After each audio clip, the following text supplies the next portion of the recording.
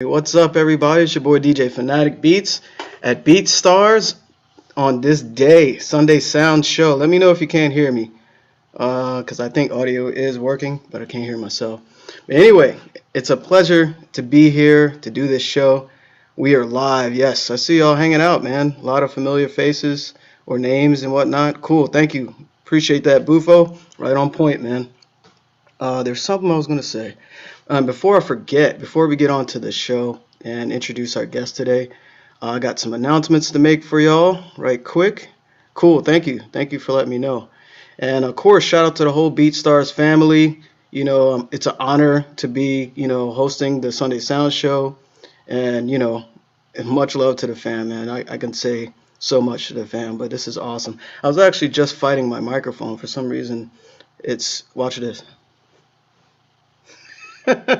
So I'll get it straight during the show. That's why I'm holding it like this. So anyway, let's get some announcements for y'all right quick before we get into the show and introduce our guest. I know he's waiting, like patiently waiting. So where are we at here? There we go.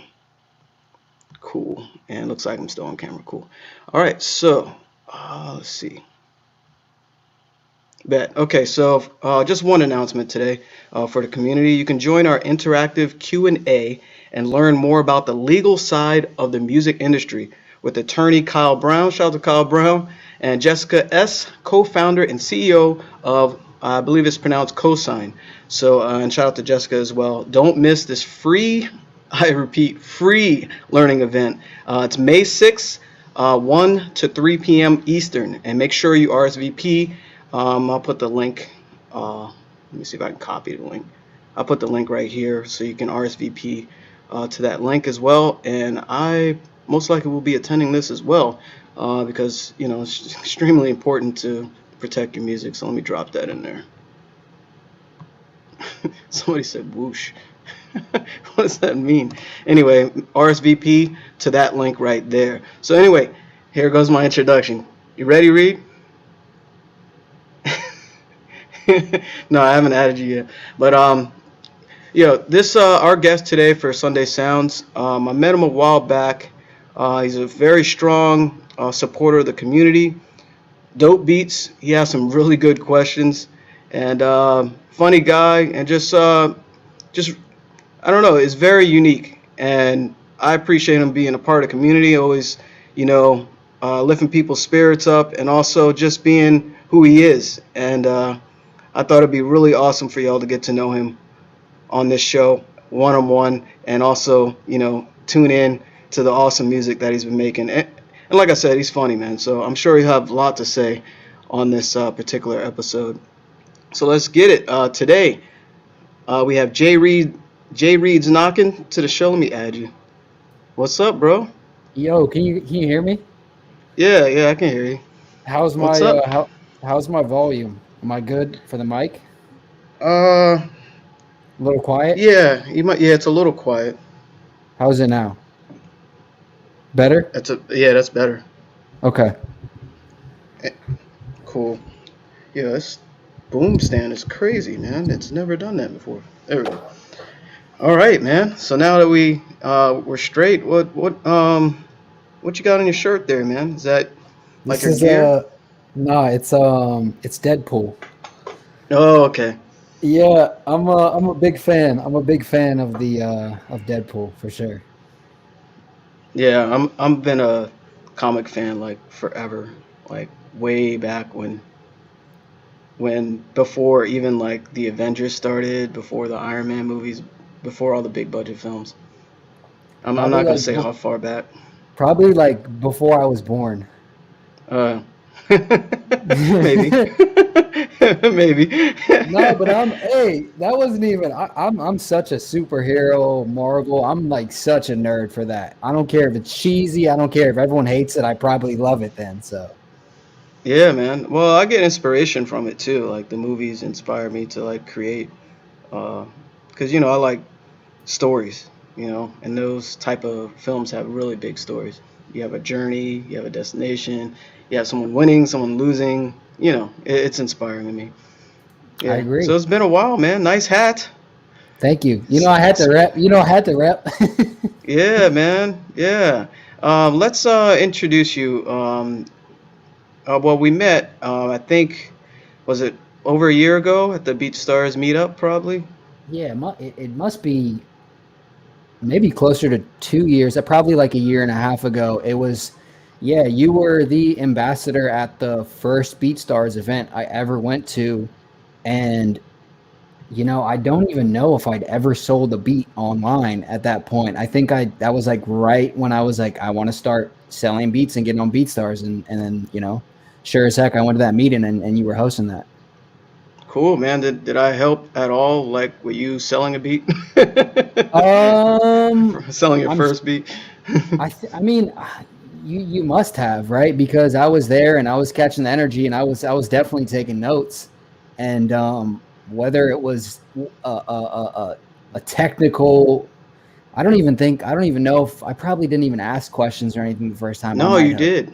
I Yeah, did. you Okay. did. Yeah, Yeah. I remember. I always talk a lot, so no, I'm sure you did, man. It was a great time, and then I went to another BeatStars meet when Abe was there, and he came to the same studio, and that was crazy. That was like 4 times as many people. I remember it was like a packed museum when I was in there, but Yeah, yeah. really, really good energy. I'm definitely patiently wait until we can get back to those BeatStars meets because I feel like there's such a good time for you, you know, whether you've never sold a beat before or you're already selling beats for a living. Like it's just such a good time and a good place. Right. Yeah, yeah. I'm glad you got a lot out of it, man, and I'm glad you attended because it's always cool to like meet people in person, and that's what kind of brings these type of events together, you know. Um, Yep. oh, we have our King Rome in the house. What's up, King Rome? Our last guest. See, he joined us as well, and some other familiar names here. So, yeah, man, it was cool. I can't wait to get back to him as well because I've been like stuck in the studio, man, which I can do forever. But you want to get outside and get some fresh air, and the weather's finally turning nice. It feels good to get out. Oh How yeah. how are you coping with quarantine and all that? Um, I mean, I'm pretty good now. I think it's safe to say that, you know, I'm no different than everyone else. Me personally, at first when COVID first struck, I was pretty fine. I felt like nothing changed at least for a couple months other than, you know, hearing about COVID, not, you know, I was being inside, I was quarantining, but as a producer, you know, I'm inside in the studio all the time. So at first I didn't notice it as much, but then maybe a couple months in, I want to say, you know, I stopped going to the gym and the little things I did do outside and the little social interactions that I did do outside, I realized like, wow, those actually mean a lot. And, you know, I definitely had some low points for sure. Now I'm good. I just got my first vaccination shot the other day, so I'm pretty hyped about that. Can't wait to get my second. And you know, like you said, the weather's beautiful. I definitely would like to start, you know, getting outside and doing some things with some friends more so. So, but I'm good, man. Yeah, yeah, that's good. Good to hear, man. It affects everyone differently, so I'm glad you maintaining. Yeah, I got my first shot too, so I was hyped about that. It didn't hurt as much as I thought it would. I heard a lot of crazy rumors, but it depends, I guess, on what you Mine, get. mine hurt. I didn't get like a bruise or anything, but the next day I woke up, oh man, it felt like it was my birthday and someone just punched me like 23 times. It was, but I was good Well, after that, you know. I was a little sick. I was like felt under the weather for that day, you know, a yeah, little kind of like I had a fever or something, but was good as new the next day. cool, cool. Well, and let's actually, where are you from, man? And when did you start making music? Like a lot of people don't know who you are, and give them like a quick intro. Okay, quick intro. Where am I from? I was born and raised in Copenhagen, Denmark, because my both my parents are retired, but my dad, when he was working, was foreign service, so we traveled like military. So I was born in Copenhagen, Denmark.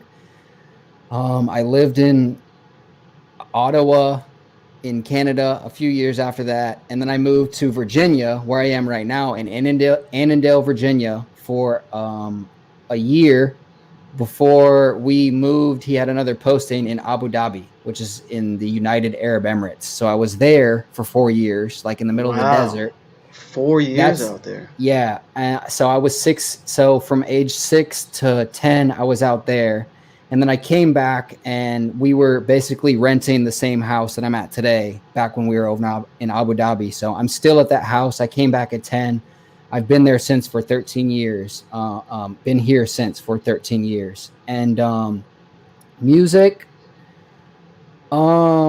Seriously, I got into music in 2017, like the end of 2017. And before, in high school, I had dabbled on and off with the beats. I had a cracked version of FL Studio 10. And I had a SoundCloud that I was like, would put some stuff on every once in a while. It's safe to say that I was probably a terrible beat maker and not a producer at that stage, but had fun with it. Later in life, when I hit rock bottom and like turned my life around, which is 2017, is when I got serious. And since then, production and music has been like my focal point. Wow. So was your dad into music? No one, not in my family. I have like cousins and stuff that are more into music and musicians, but no one in my like close family is musical like that. We all like listening to music, but Yeah, that's interesting. You have quite a story, man. I didn't even know you were, you know, military affiliate to like the military family. I never heard of. You said foreign affairs? Well, maybe not get too deep into that. It's foreign service. It's like a lot of people say, I think a similar thing is State Department, but my dad worked for foreign service. So the easiest way I put it is he worked for the government and we traveled just like military. Okay, I got you. Yeah. Yeah, I never heard anyone say that before because I grew up in a military family. So, yeah, man, you ready to get into some bangers? It looks like people are eager to hear what you want to present. So let's do it. Let's get into that. I think when I play the beats, you got to mute yourself just in case, so there's no feedback or whatever. Sure. But let me. And was there any particular order that you wanted to go into, or no, not at all. From the top? Okay. Start from the top, click around. It's up to you. Cool.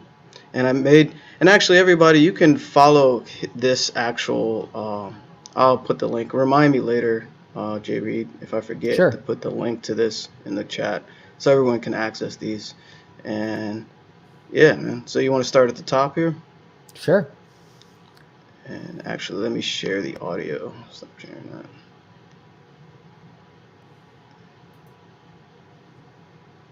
Are those 8-inch monitors in the back, or are those bigger? No, sir, 10-inch. This dude trying to bring the whole house down. Yeah, and there's a sub underneath, so I like it pretty loud, man. Unfortunately, it's safe to say you got the low end frequency jumping. Yeah. My daughter and my dog love it. They can hear it from the basement, so music. Let's go down there. It's hilarious, man. Maybe I'll get some video of it. All right, yeah. So here's the first one. Let's start. Disclaimer, I do not listen to these before the show. I always like to be in the moment and kind of surprised. So I do that specifically. Like, I know you sent it me a couple days ago, but I make sure I don't listen to anything. You know what I mean? Yeah, just so you can get me nervous when you say that live. I'm like, I'm gonna play some trash beats. They're like, yo. Skip. No, it's all good, man. It's all good. All good. All right, so this is the first beat on Sunday Sounds. We have JReed's Knockin', and on BeatStars. So this is Keep Trying. Has like old school, so let's check it out. I see your tags here. Cool. So go ahead and mute yourself, and this is Keep Trying. Yo, get the door. JReed's knocking.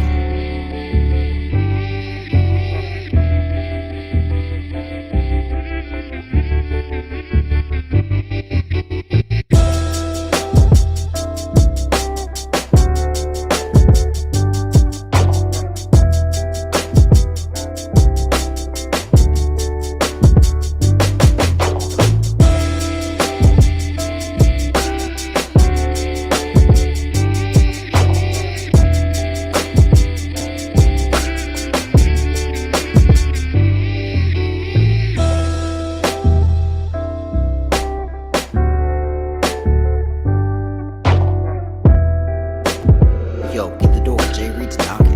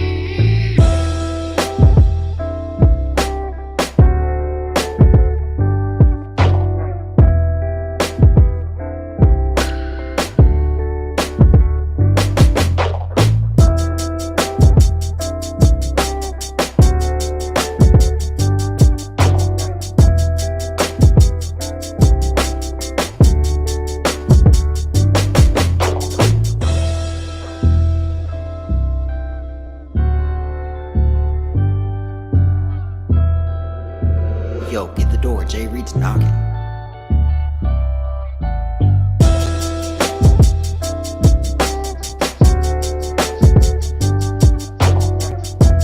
All right.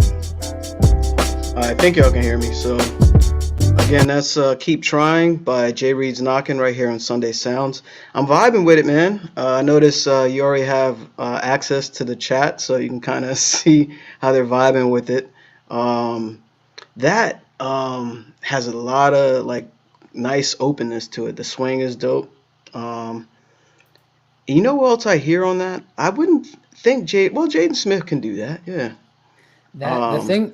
Well, thank you. First of all, that's like that beat right there. There's probably not many beats in my catalog that sound like that. But when I made that, I thought it was like a pretty good beat. So regarding the tags, I don't know how accurate that is, but thank you. Appreciate it.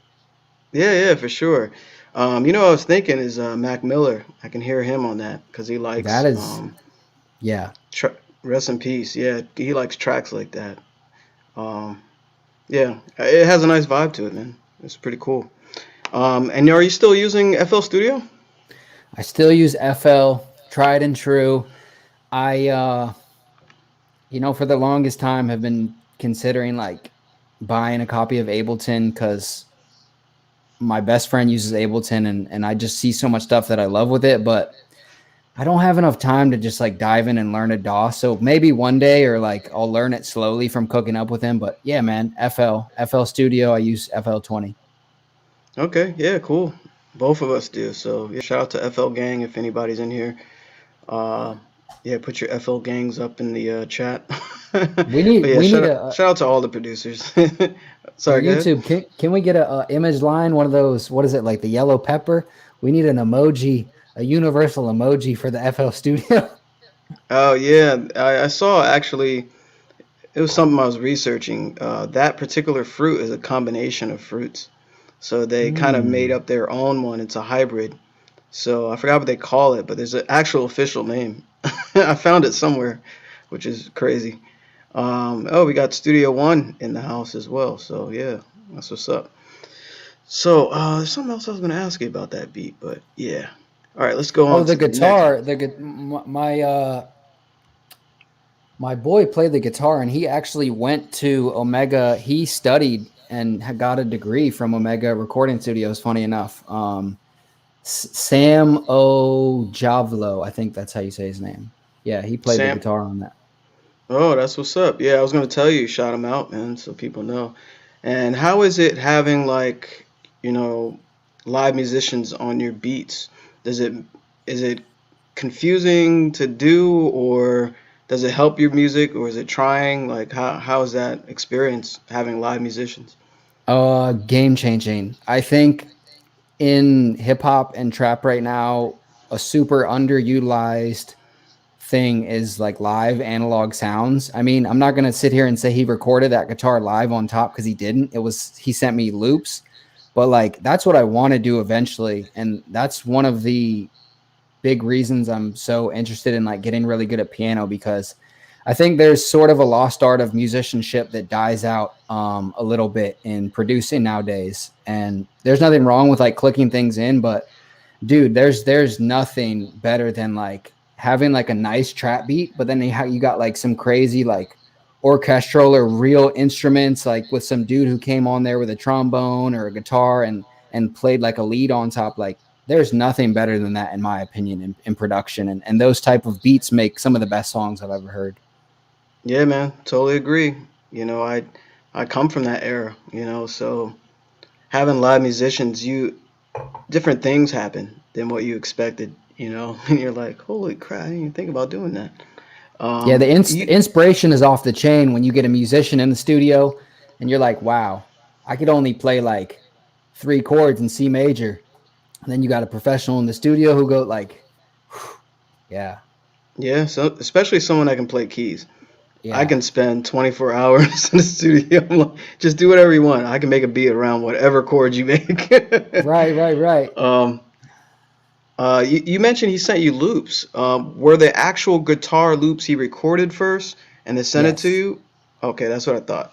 So yeah, it didn't feel like it was locked in a grid. It felt really free. So I liked right. it. Yep. Yeah. Cool. Let's get into the next one. This one is Blue Dream.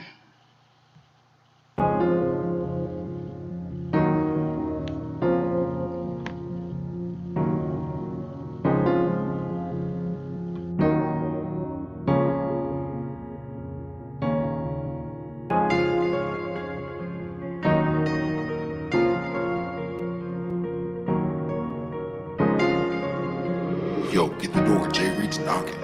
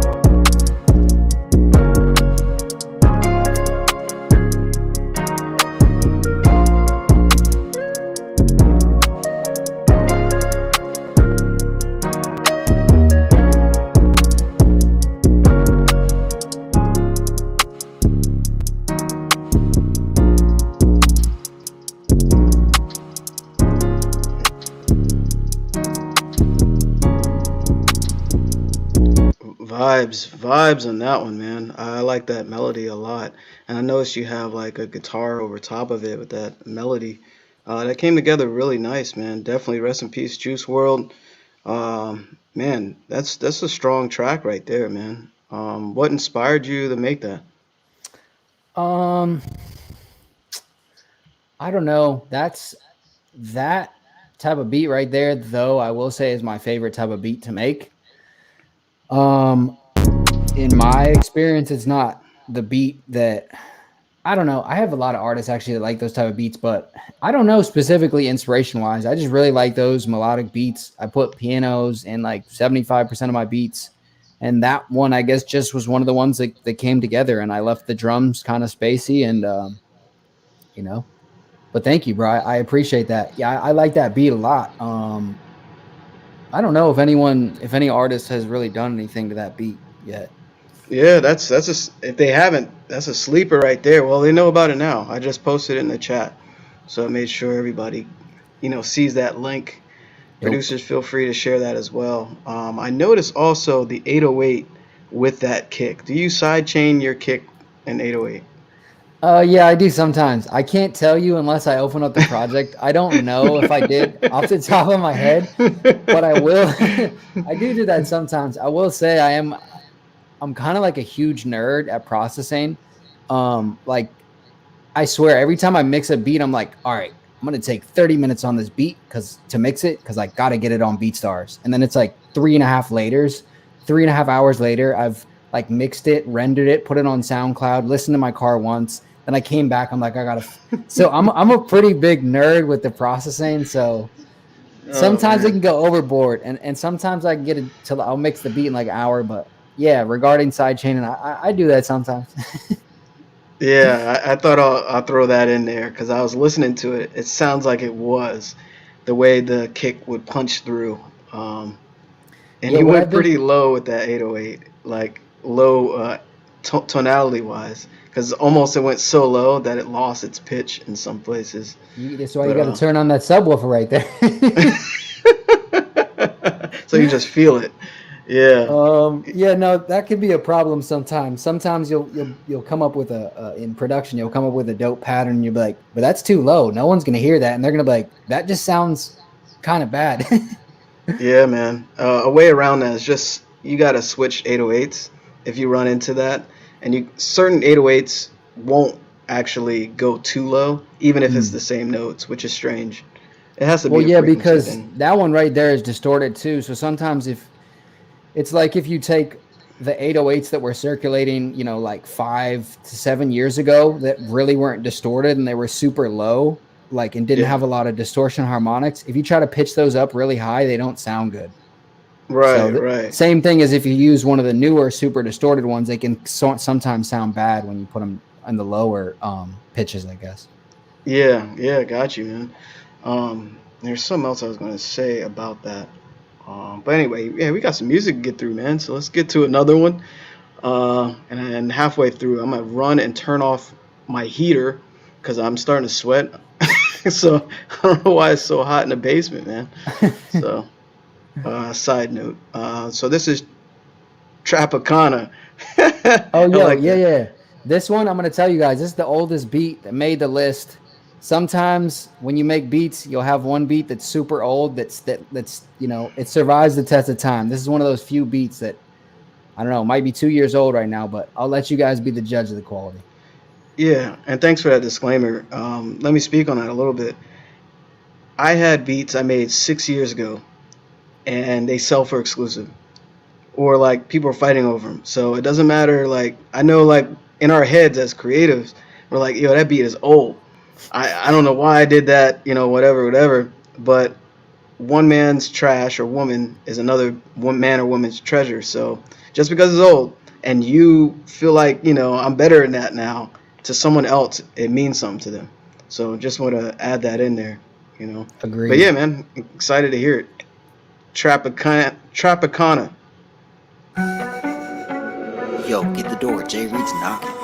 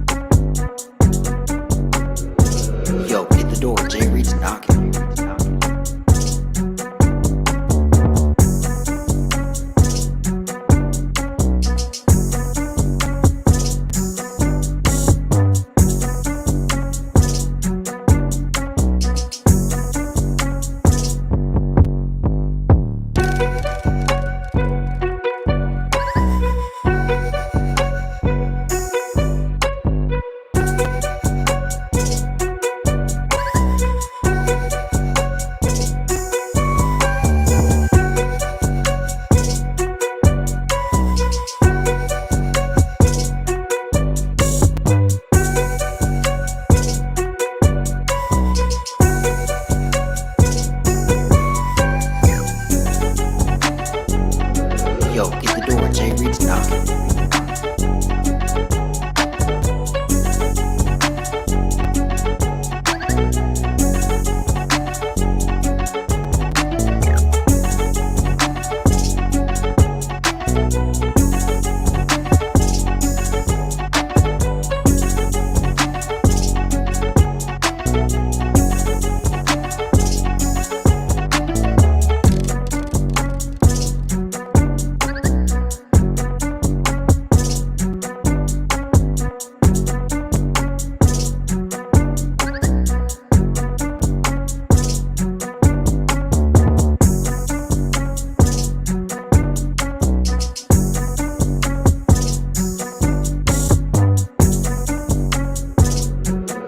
Yo, get the door, JReed's knocking.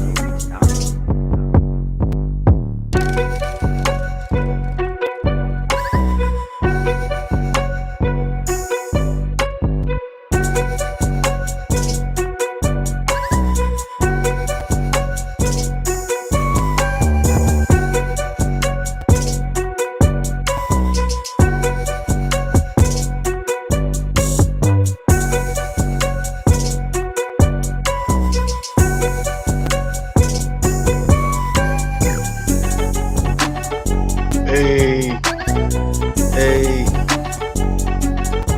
There you go. That's Tropicana. And actually, yeah, JReed, that actually, that beat was so hot. I couldn't wait. I couldn't wait, man. Like the heat and that beat, fire emojis. So just feel free to drop some more fire emojis, quite literally. And if you can find an emoji with like a little HVAC, I doubt you find that. Go ahead and put that in the chat as well. And that rhymed. Yo, that was dope. Something I was gonna say. I always forget what I'm gonna say because like when I hear music, I'm thinking a million different things, and it doesn't. It has a vibe to it, man. Who can you hear in that? Like looking at those tags right there that I those two rappers, I wouldn't even hear those rappers as much. I don't know. I will say the sound just reminds me of Texas all around. So actually, I still would say Meg Thee Stallion. It has a real Texas feel, and I can prove that too because one of my homies, one of my favorite artists I work with, didn't release a song, but he did a song with this beat, and he's from Houston, and it's just so it's kind of hard for me to say an artist too because I just have his song stuck in my head. Yeah. I feel you. That's also a good example of like you can make a super repetitive beat and it might sound kind of repetitive, but if you try to imagine the artist on it and like send it to the right artist to do it, it'll turn out to like a smash hit, like a super simple repetitive beat like that. Yeah, man. We hear it all the time, all over Billboard, like top charts and stuff. It's different when an artist gets on the beat because you don't really hear how repetitive the beat is. You know what I mean? Yeah, Megan's a good one. You know what else I was thinking? It's a little old school, but no, I wouldn't say old school because he's still doing his thing. Paul Wall. I can hear Paul Wall on that. He would murder that. He would kill this. Yeah, he would murder that. And we actually did a contest with Paul Wall. So shout out to the winners of that contest that we teamed up with him on. I forgot what it's called. But yeah, it was dope. Man, yeah, that had some vibes, man. Definitely dope. Let's see what else you got in store, man, because you're switching it up on me. I noticed. So I had to throw in some different vibes. I didn't know who was gonna be here. I had to give you a little variety pack. Yeah, variety. Some Bufo. Shout out to Bufo. He says the baby. You can hear the baby maybe on that. What do you think? The baby? Yeah, but the thing with the baby is you got to be careful because realistically, I think the baby could rap on just about any beat. So I don't think that's the kid that has like the character. I think that the closest thing were some of those 808 like cadences at the end of the patterns that has like that the baby thing. But all around as a beat, I mean, sure he could rap on it, but I don't think it's like a DaBaby type beat. If I would say that. Yeah, I got you. I agree. But yeah, DaBaby can rap on classical music. that dude's flow is just crazy. Yeah, I agree. All right, so let's get into another one here. Let's. I'm interested in where you're gonna take me. This is swaying. Oh. Yeah, All right. I got to shout out my boy Mikhail. This is a collab with him. Okay, cool, man. And I think Mikhail was at the Sound Advice tour, right? For Kato. He was. That's actually where I met him. Like a little, yeah. That's like where I met him. And since then, we've just been making beats like crazy. That dude is the biggest troll ever. If you ever have a bad day, send one message to him. He'll send you the stupidest 3 memes or messages back to back. You'll be smiling in no time. There you go. That's what's up. Shout out to Mikhail. I think we do have one collab together. So yeah, man. I met him there as well. Yeah. Shout out to Mikhail and also Kato. Kato on the track too. Oh yeah, shouts out to Um, Kato. so yeah, this is swaying and it's reggaeton. Here we go.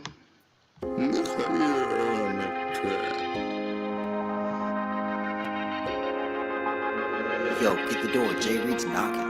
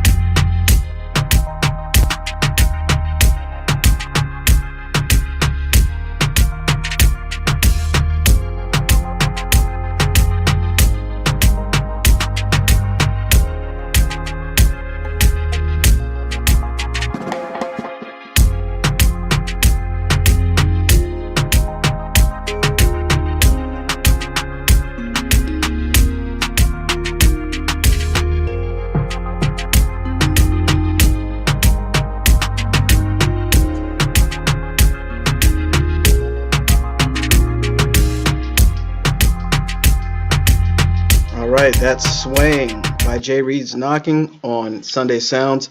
You hit me with like 3 different vibes, genres, man. It's crazy. I didn't know you even make reggaeton. I think I made 1 reggaeton beat in my entire, maybe 2, in my entire career.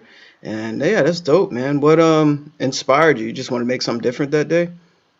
Yeah, and reggaeton is a genre that I've been interested in for a long time, but it's still really early. I have some other stuff I need to mix and release. But yeah, it's a genre I really appreciate. That along with pop are some genres I'm trying to tap into more and really figure out how to do. But I just love the music I hear in pop and reggaeton, the general vibe and just the feeling I get when I listen to those songs. I just love them. So Yeah, and you notice a lot of them are in major keys, hmm because it's a little more uplifting than like a trap beat or whatever, musicality wise, and it's almost it's kind of like a tropical feel. You know what I mean? Like you're on vacation or you're just dancing and you're free. You know? I agree completely. And I think the reason I like them too is because I've learned with hip hop and trap beats, especially with what people like right now, it's a really minimalistic, tight sounding beat that is appreciated and sells the most. And you hear on the radio, if we're talking mainstream. So it's really repetitive. And like if we're talking melodic wise, even if you do a melodic 4 or 8 bar loop on like your melody and your chord progression, you can only do so much. But with pop and reggaeton, you can break out of that box fairly a lot and have like different counter melodies and change the chord progression and change the key and do more creative stuff with the melodies. And like you said, that major, the major scale, you can get real positive, and you know, it's just a good feeling. Yeah, yeah, and I noticed you tagged Bad Bunny on there as well. Yeah, he's like major. He's killing That it, dude, yeah. and he's from my homeland too. So yeah, that's a good tag right there. Um, and I noticed that one's mixed a little differently. Yeah, Um, that's Mikhail. He mixed that. okay, yeah, excellent job on that mix. It just it sounds really good. And you sent him the beat to mix it? So this one we definitely made in person. I like sending stuff back and forth, but the beats I make in person, especially with him, are crazy. So we definitely made it in person, and then I think it was probably he had all the stuff on his computer on Ableton. He just ended up mixing it. Oh, okay, cool. You made it in FL, he mixed it in Ableton. No, we actually, that one we probably did make in Ableton. Whenever we cook up, we'll switch on and off. Like I'll be like, okay, I have to do this in Ableton, even though it's going to take me 3 times as long to click in a freaking triad. No, But they have some type of performance mode where because I used Ableton when I was at someone's studio in LA, and he set it up where I think it was the push. I think that's Ableton. mhm. I didn't have to click anything in. He was like, "Yo, watch this," and I was making like super crazy chords just by pushing, one or two buttons. So I think they have like some type of performance mode. If you want to look into that, so you don't have to click nothing in, man. I think that's actually the coolest part about Ableton. That's like the biggest thing that attracts me to it, because I'm a real hands-on person. And like if I can hit stuff, I think that's why I like piano too and recording a lot of my stuff. I just get in, that's my groove right there. If I can, the less I click and get lost in the computer, mixing and processing aside, like when I'm making the beat, I like to hit as many things as possible. And the push, I've seen people who are really, they understand how to use it well. And like you said, they don't have to click anything. They can make their whole beat right there. I think that's the dopest thing.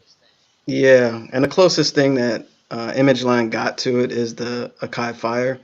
I know a lot of people were hating on it, but I bought it and I'm like, yo, I'm gonna keep using it until I can discover what its potential. And I actually started liking it more. You know what I mean? Because it has a performance mode where it locks into the key. You can do chords really easily with it, kind of like the push. But I'm sure new stuff always comes out. And these Right. companies it's a very competitive market. I'm sure they're going to come out with a new one of those fires soon, because they got to compete. And that one's been out for like maybe 2 years or something. I'm sure they'll come out with one and go crazy. Yeah, and they teamed up with Akai. So Akai is like, so like a pioneer in the hardware industry. So that was a smart move for them. Let's play the next one. And sometimes I can tell the genre by looking at the tags and the and the little disclaimer you have. But yeah, let's check it out. This is Not Today by JReed's Knockin'.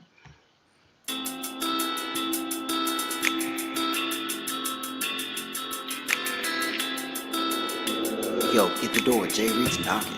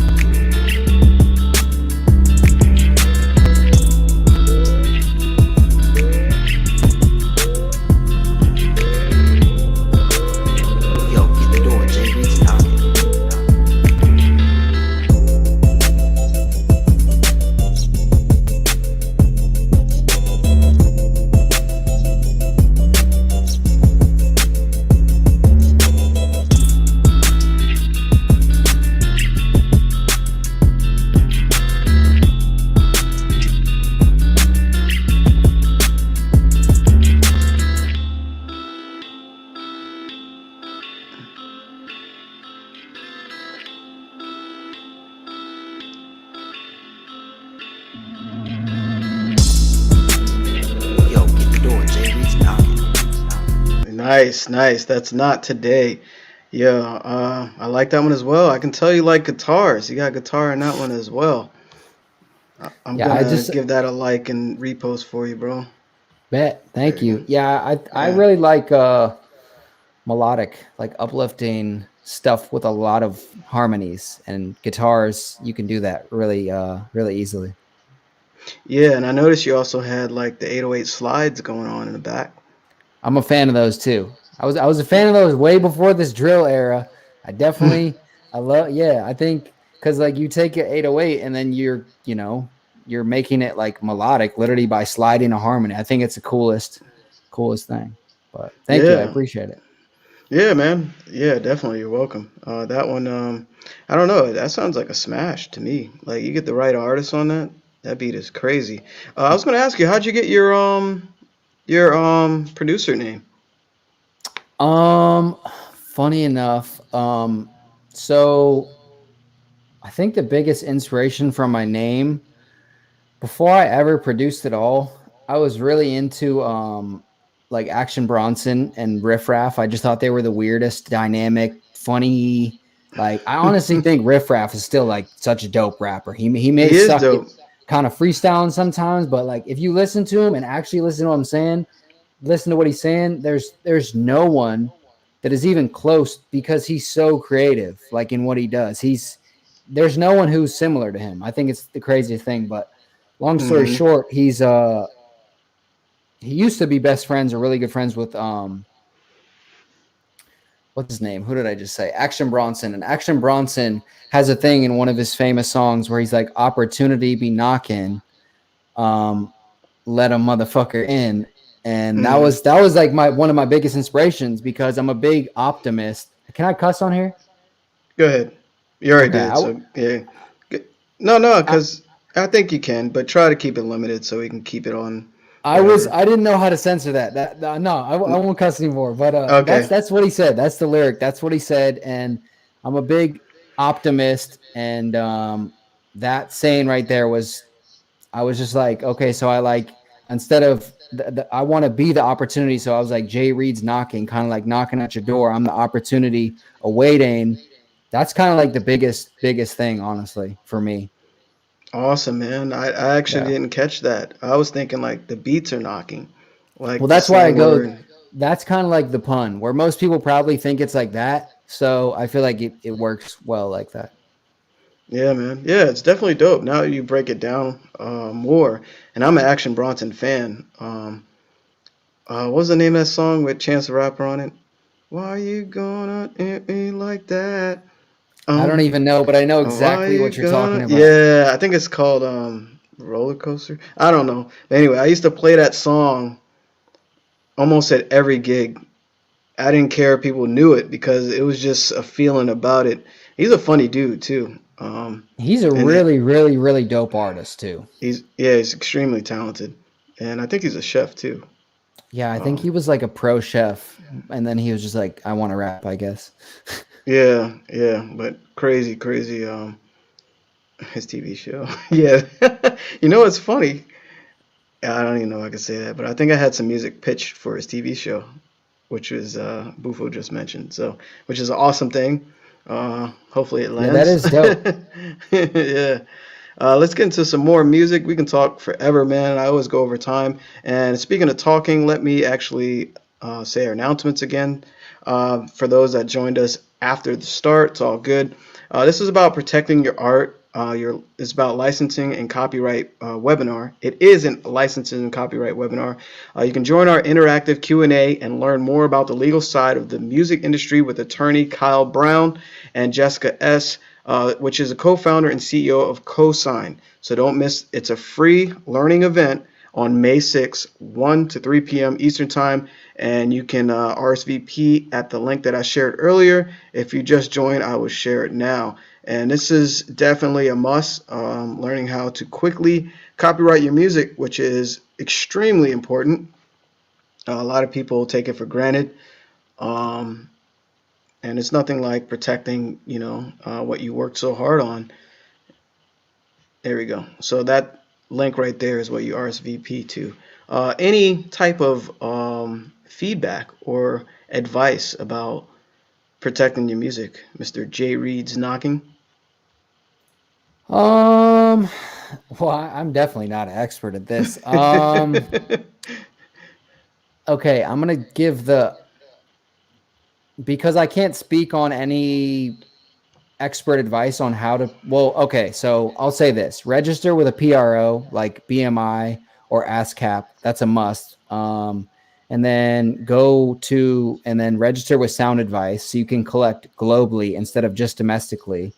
As far as like copywriting and anything further than that, I can't really speak on it too heavily, but definitely do those two things and go to the event, the free learning event that Phanatic just said. But I will say on the other side of the spectrum, if you are just getting into selling beats or making music and putting it online, one thing you can do is you probably hear my beats. I have my beat tag every 45 seconds. No one is really going to want to release music on top of that.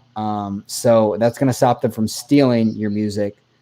And even if that doesn't work, my beat tag is playing every 45 seconds. So they're just promoing my beat. And other than that, I will say don't be afraid because, you're better off putting your music out there and, maybe something happens negative, maybe something doesn't. But if you don't put your music out there, then no one even knows who you are and ever will. So I'll say that.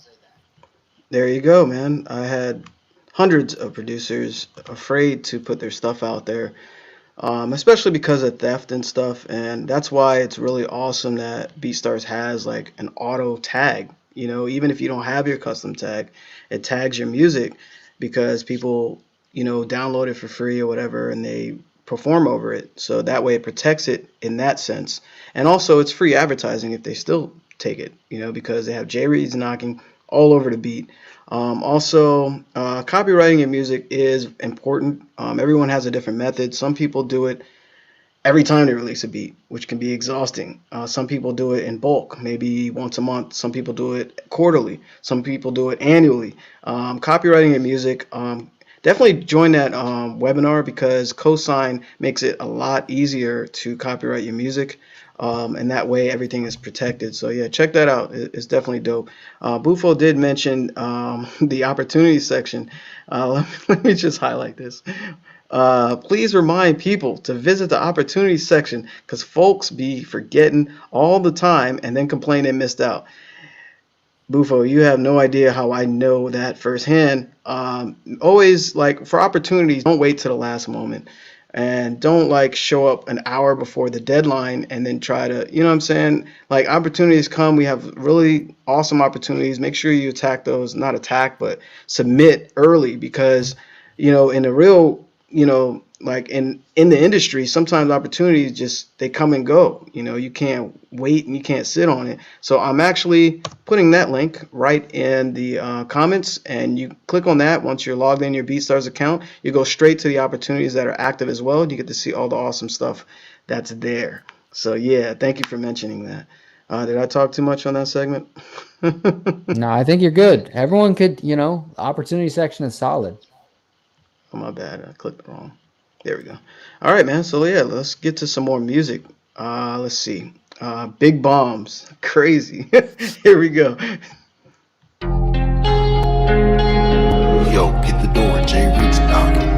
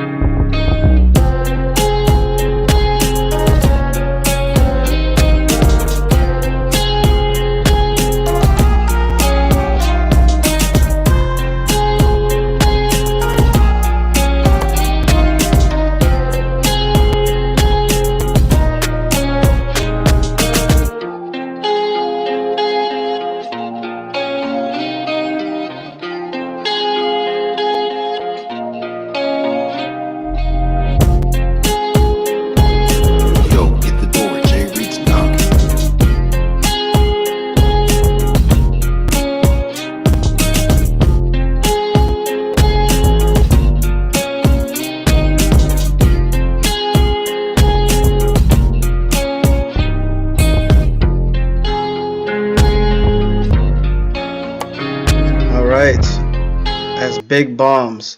And I'm only speeding up so we can get through, your music. Do you use a VST or like guitar rig or something to process your guitar Uh, sounds? I don't have guitar rig. I really want it. When I upgrade my contact select contact or whatever on the summer sale in June, I'm definitely gonna get guitar rig. I think it already comes with it when I upgrade, but no, right now I kind of just I process that. I don't even think I process that like crazy. Probably just reverb and a couple free, if not included in my DAW plugins, to be honest. Yeah. It sounds good. It doesn't even like it sounds like you use something a little more like like guitar rig because you can get lost in guitar rig. There's so much you can do in there. Like you can set up all the racks of amps. It's just crazy what you can do. You know what? Let me give you all a gem. You can throw anything in guitar rig, anything, and come up with some weird, super weird, creative stuff. And that goes with all plugins. Like some people get so one-minded, like simple-sighted, and they try to do what it's advertised for. This is you bought it. Well, mostly you buy your stuff, but go crazy with this stuff. You know what I mean? Like you can throw anything into any VST and watch the magic happen or confusion. Yeah, I probably the way well, I will say first, you have to start off with a good sample. If you have a really low quality guitar sample or any sample for that matter, processing can only take you so far. It's like if you're in the kitchen and you start with really, really bad, low quality ingredients, like if you have hot dogs and ramen, you're not going to cook a filet mignon with that. Same thing works with producing, but I probably did some type of cheap emulation, like tenth of what Guitar Rig can do for that, but the sample was good. So, no, Guitar Rig, I've definitely had my eye on in, for a while. When I upgrade Contact soon, I'm definitely going to be all up in there. There you go. All right, next beat is It's Madness. Check it out. Yo, get the door, JReed's knocking.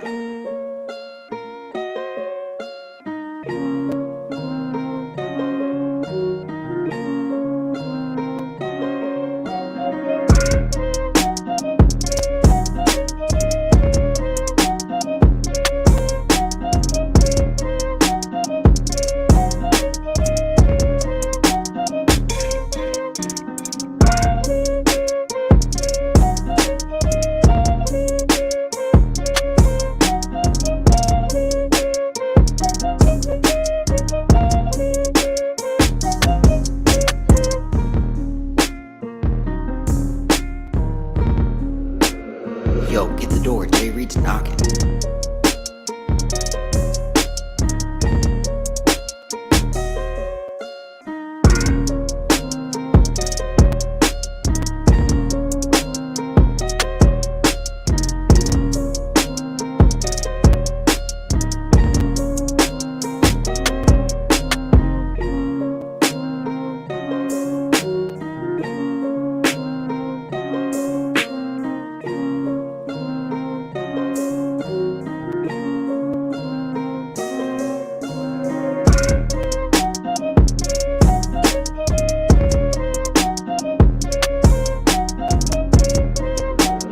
Yo, get the door, JReed's knocking.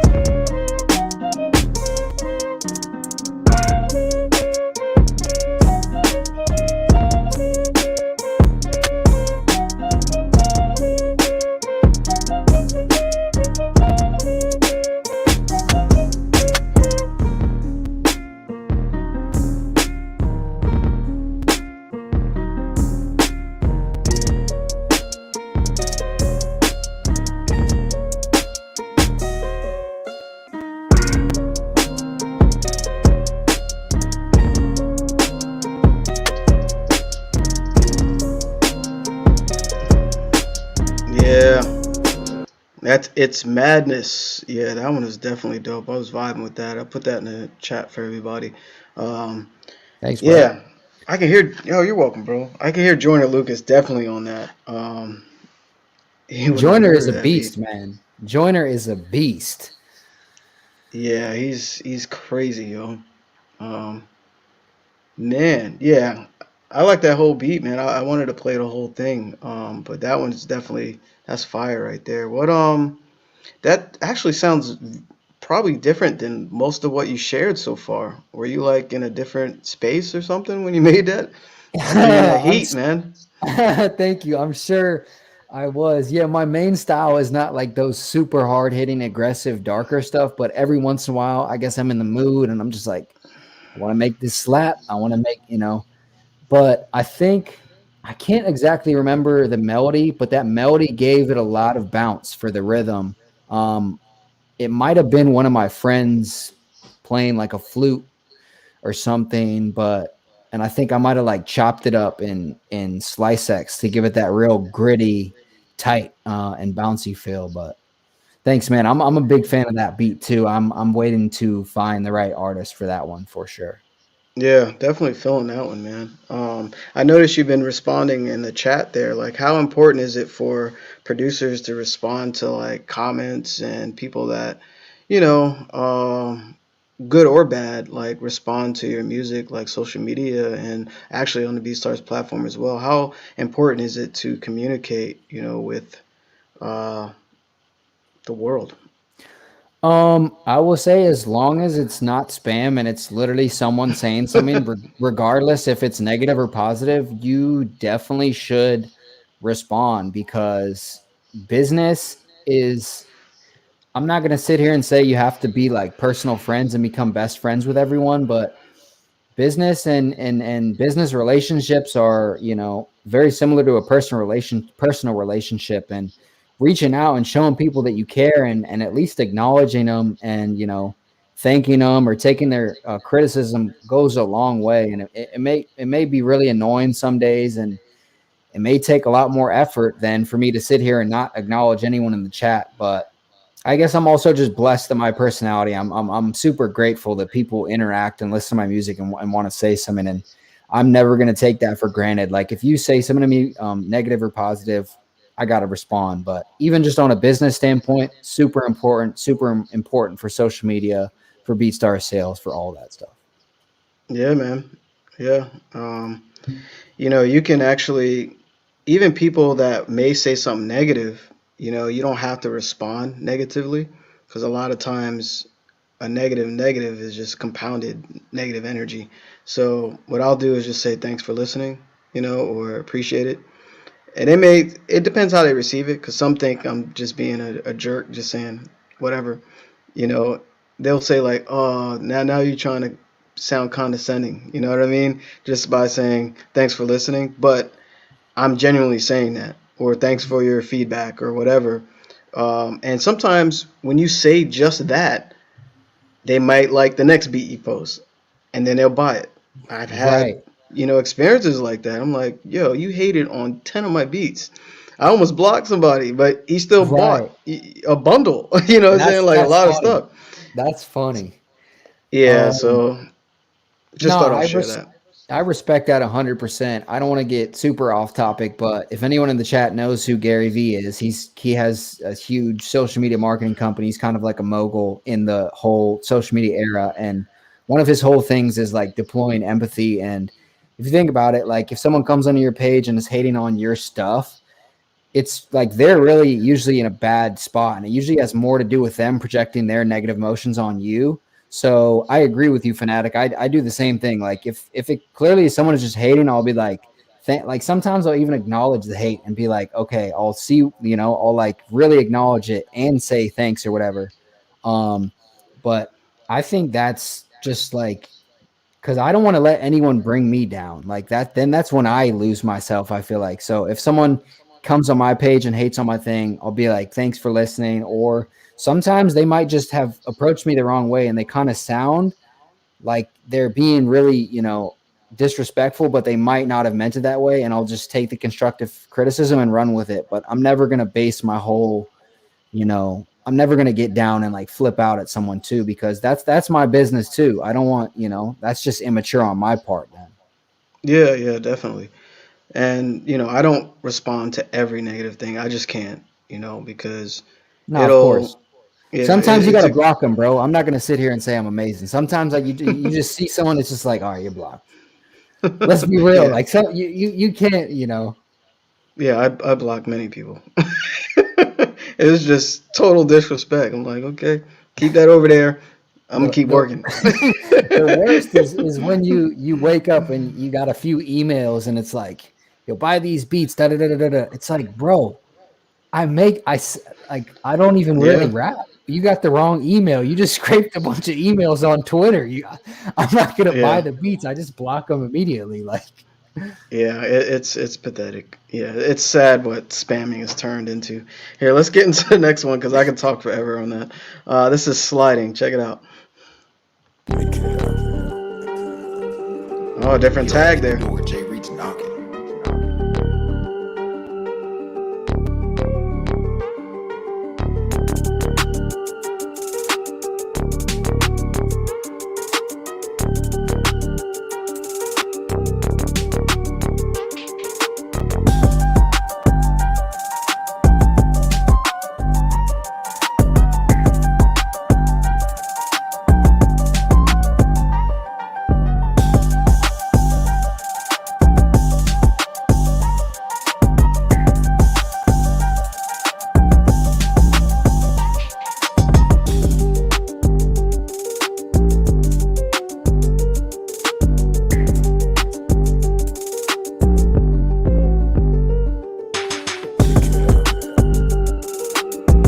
Yo, get the door, JReed's knocking.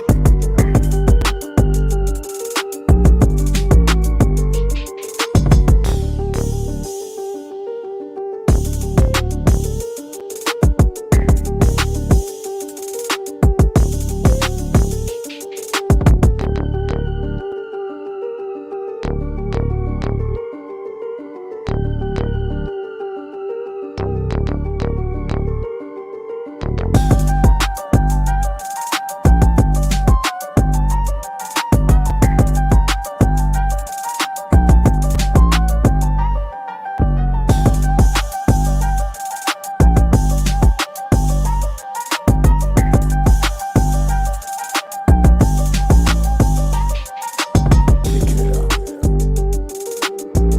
get the door, JReed's knocking.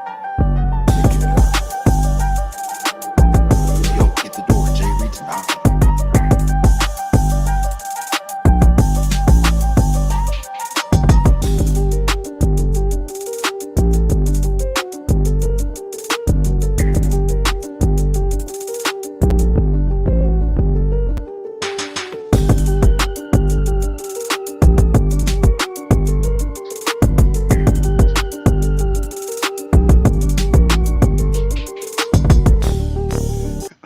Wait, let me see where it's going.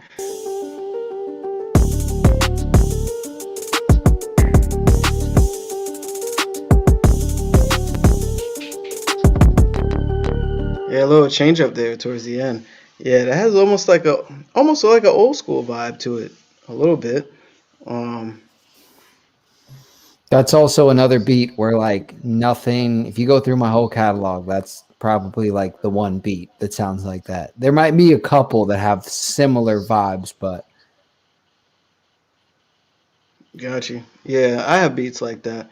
I'm all over the place, man. So, like, you go to my catalog, you hear you hear some stuff like, yo, I never heard anything like that before. I'd be like, what was Phanatic doing today that inspired him to do this? Yeah, man. I did a I Standard beat showcase, and I did a song. Oh, actually, the judges was like, "Yo, that should be on Olympic straight up." and people were laughing, but no, they were like, "Yo, that's a compliment, bro." I put like this beat was totally left, and the one of the judges was Rockwaller. I remember that. He actually asked me, like, he was like in tears, yo. His eyes were watering, and he was like, "Yo, what inspired you to make that, man? That is something I never heard in my life." And it was actually very complimenting. I would never forget that. So yeah, I don't even care what people think. I like to just push the boundaries. You know what I mean? So, and I understand like having one beat that's totally different than your catalog. I totally understand that. And if you don't push the boundaries, like sometimes I tell some of my close friends I produce too, I'm like, yo, making beats, we all know the beats that sell like in our catalog. We all know when we make a beat and we're like, I have this artist, he's perfect for it. I'm gonna send it to him. But sometimes, dude, you just gotta go in the studio, open it up, and just make something really weird and just start hitting stuff. And that's because if you lose that, then you lose like having fun. And I feel like I don't know. I feel like everyone has got to have fun and make some really weird stuff and experiment.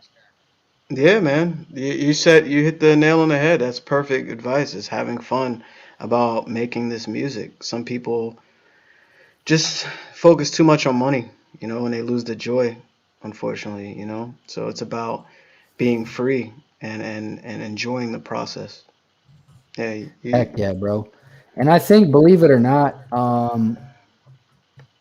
when you start to not be so tough on yourself about every minute you have in your free time, you have to work on a beat to make a sale, and you start to just be a little more like, I'm going to have fun. Like, keep a schedule and keep a goal in mind for sales and beat store. But like, when you have fun and you give yourself a little more freedom with creativity, I feel like your sales increase because I don't know, maybe I feel like that's really true.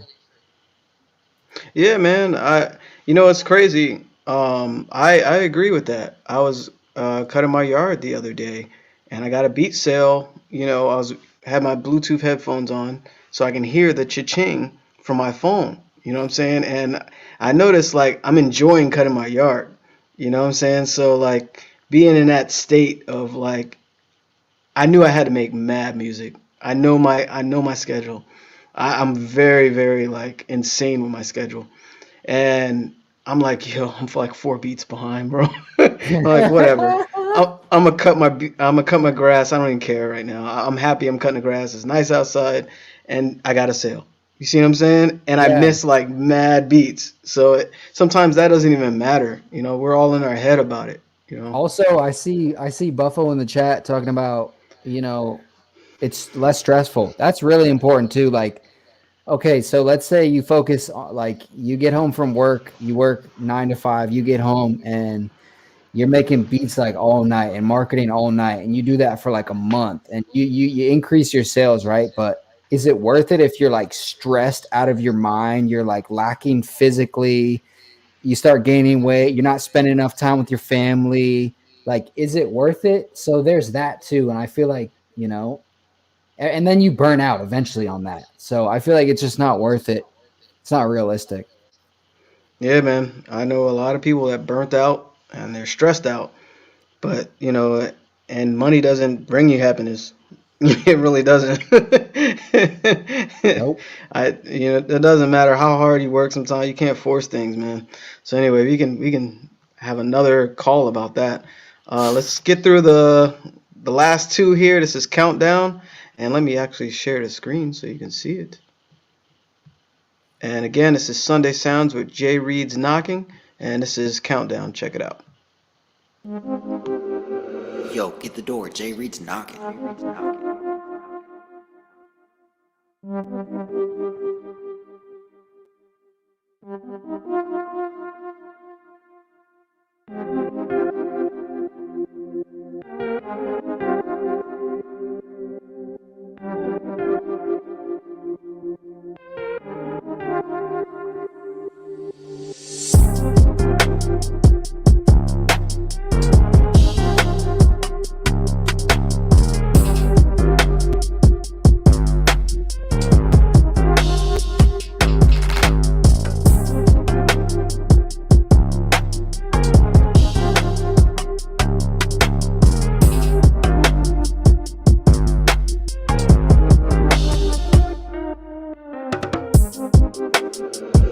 door, JReed's knocking.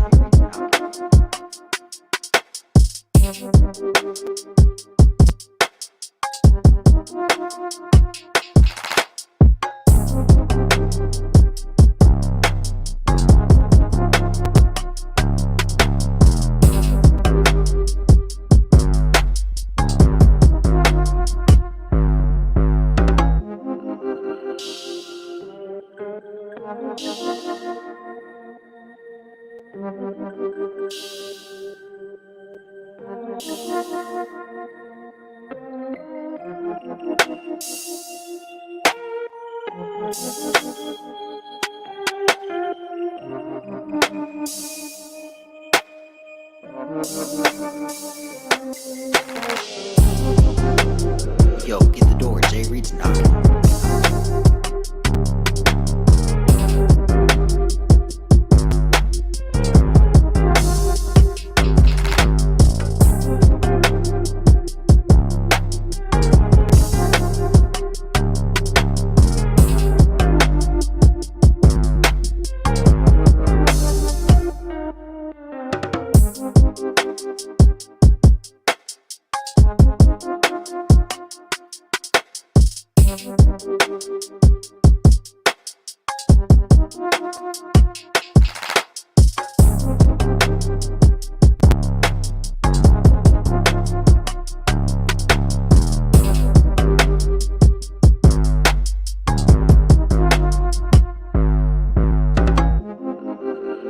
Yo, get the door, JReed's knocking.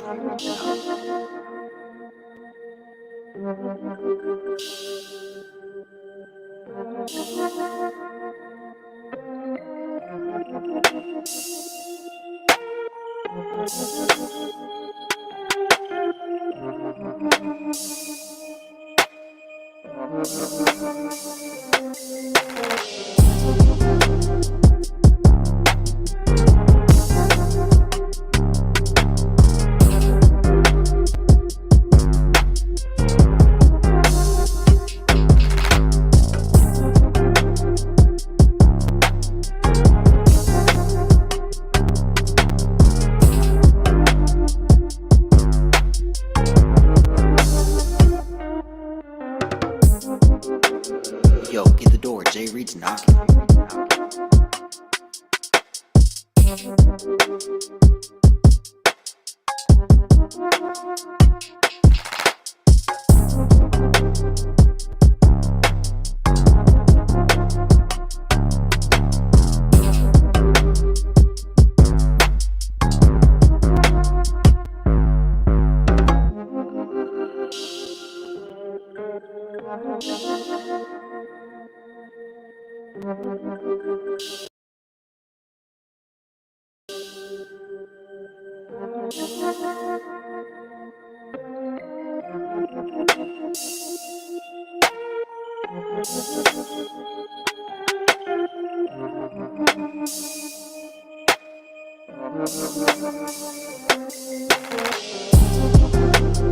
Yo, get the door, JReed's knocking.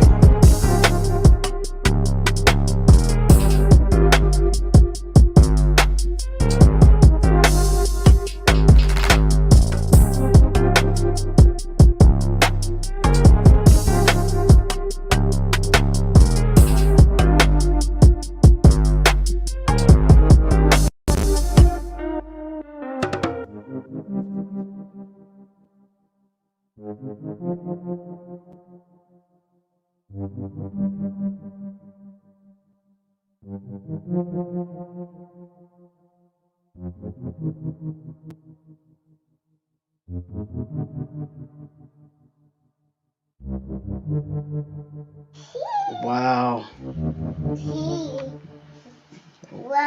That's crazy. Yo, Not get the bad. door, JReed's knocking. See, I jumped it. Are y'all? Can y'all still hear me? Cause I actually unplugged my interface. Can you still hear me? Yeah, we can hear you. Okay, cool. This is gonna be the funniest episode ever. My little one actually woke up during my show, and she's saying hi to everybody. So she's gonna talk over me. Yeah, thanks, Cloud9. What's good? Yeah, thank y'all for letting me know. Yeah, that's crazy. Cause it's funny. She jumped out. She's getting out of her crib now. Here, so you can see my expression here. She's getting out of her crib these days, right? So she can climb out. This is nap time. So there's stairs. So she gets out. You know, we haven't been able to lock the stairs off. So this is the funniest episode ever. Had to run and get her before she jumped down the stairs. So she's here with me, man. So yeah, it's nothing you have to worry about yet, right, JReed? No, we're good. I didn't know what happened. I figured it was something urgent because you just left. I was about to have to start rapping or something on top of that beat. Yo, that beat is crazy. That's one of my favorites, by the way. Thank you. I love the chords that you chose and like the sound selection. And what tags did you use? Let me see if I can. I think it was Russ and Drake. That one I really hear Russ doing like an alternative, not one of his mainstream songs, but I really, really feel like Russ would do justice on that. Yeah, definitely. Yeah, but that's there's a decent amount of, I don't know, who'd you hear on that? Man, I don't know. I like the beat by itself, to be honest.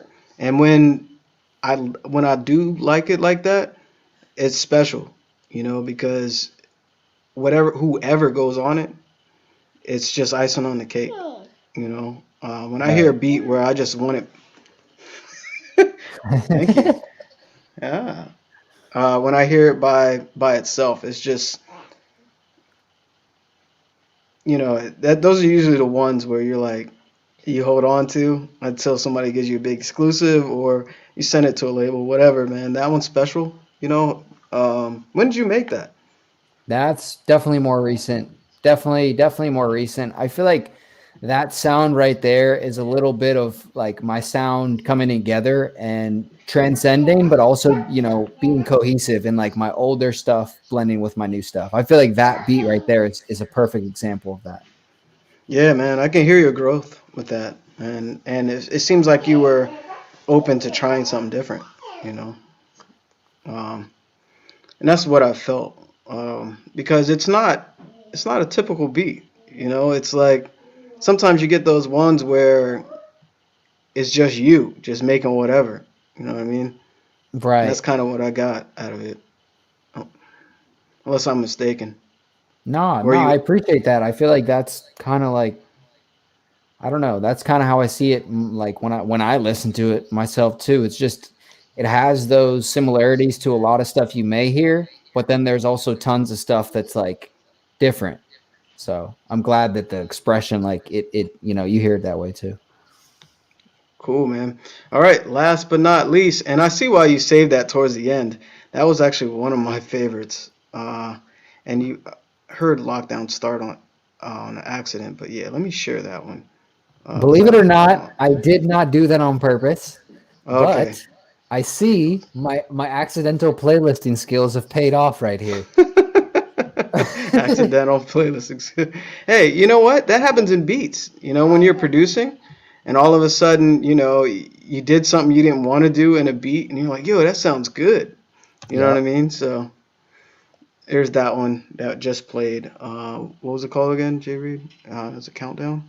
Oh, a countdown. Yeah. All right. So speaking of that, here's the last beat on Sunday Sounds. This is Lockdown. You got the countdown and now the lockdown.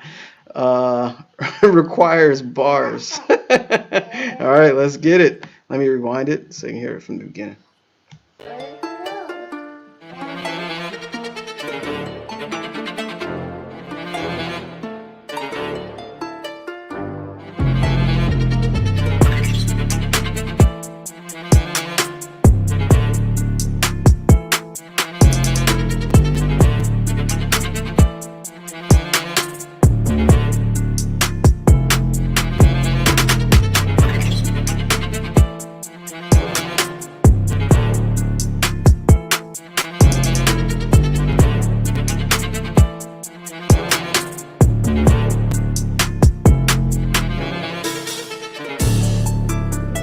Yo, get the door. JReed's knocking.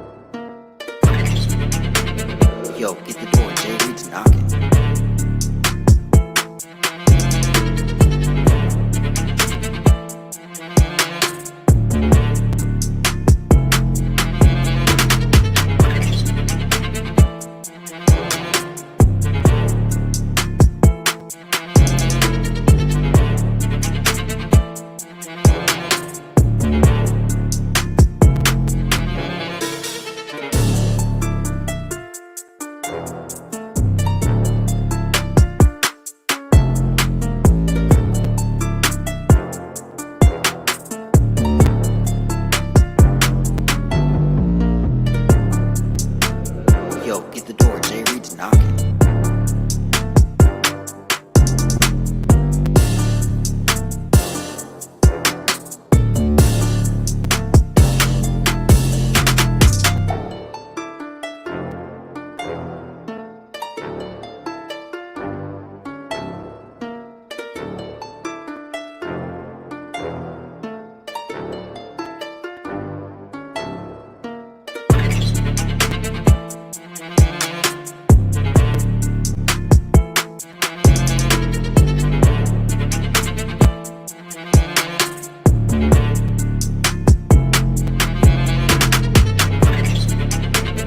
Yo, get the door, JReed's knocking.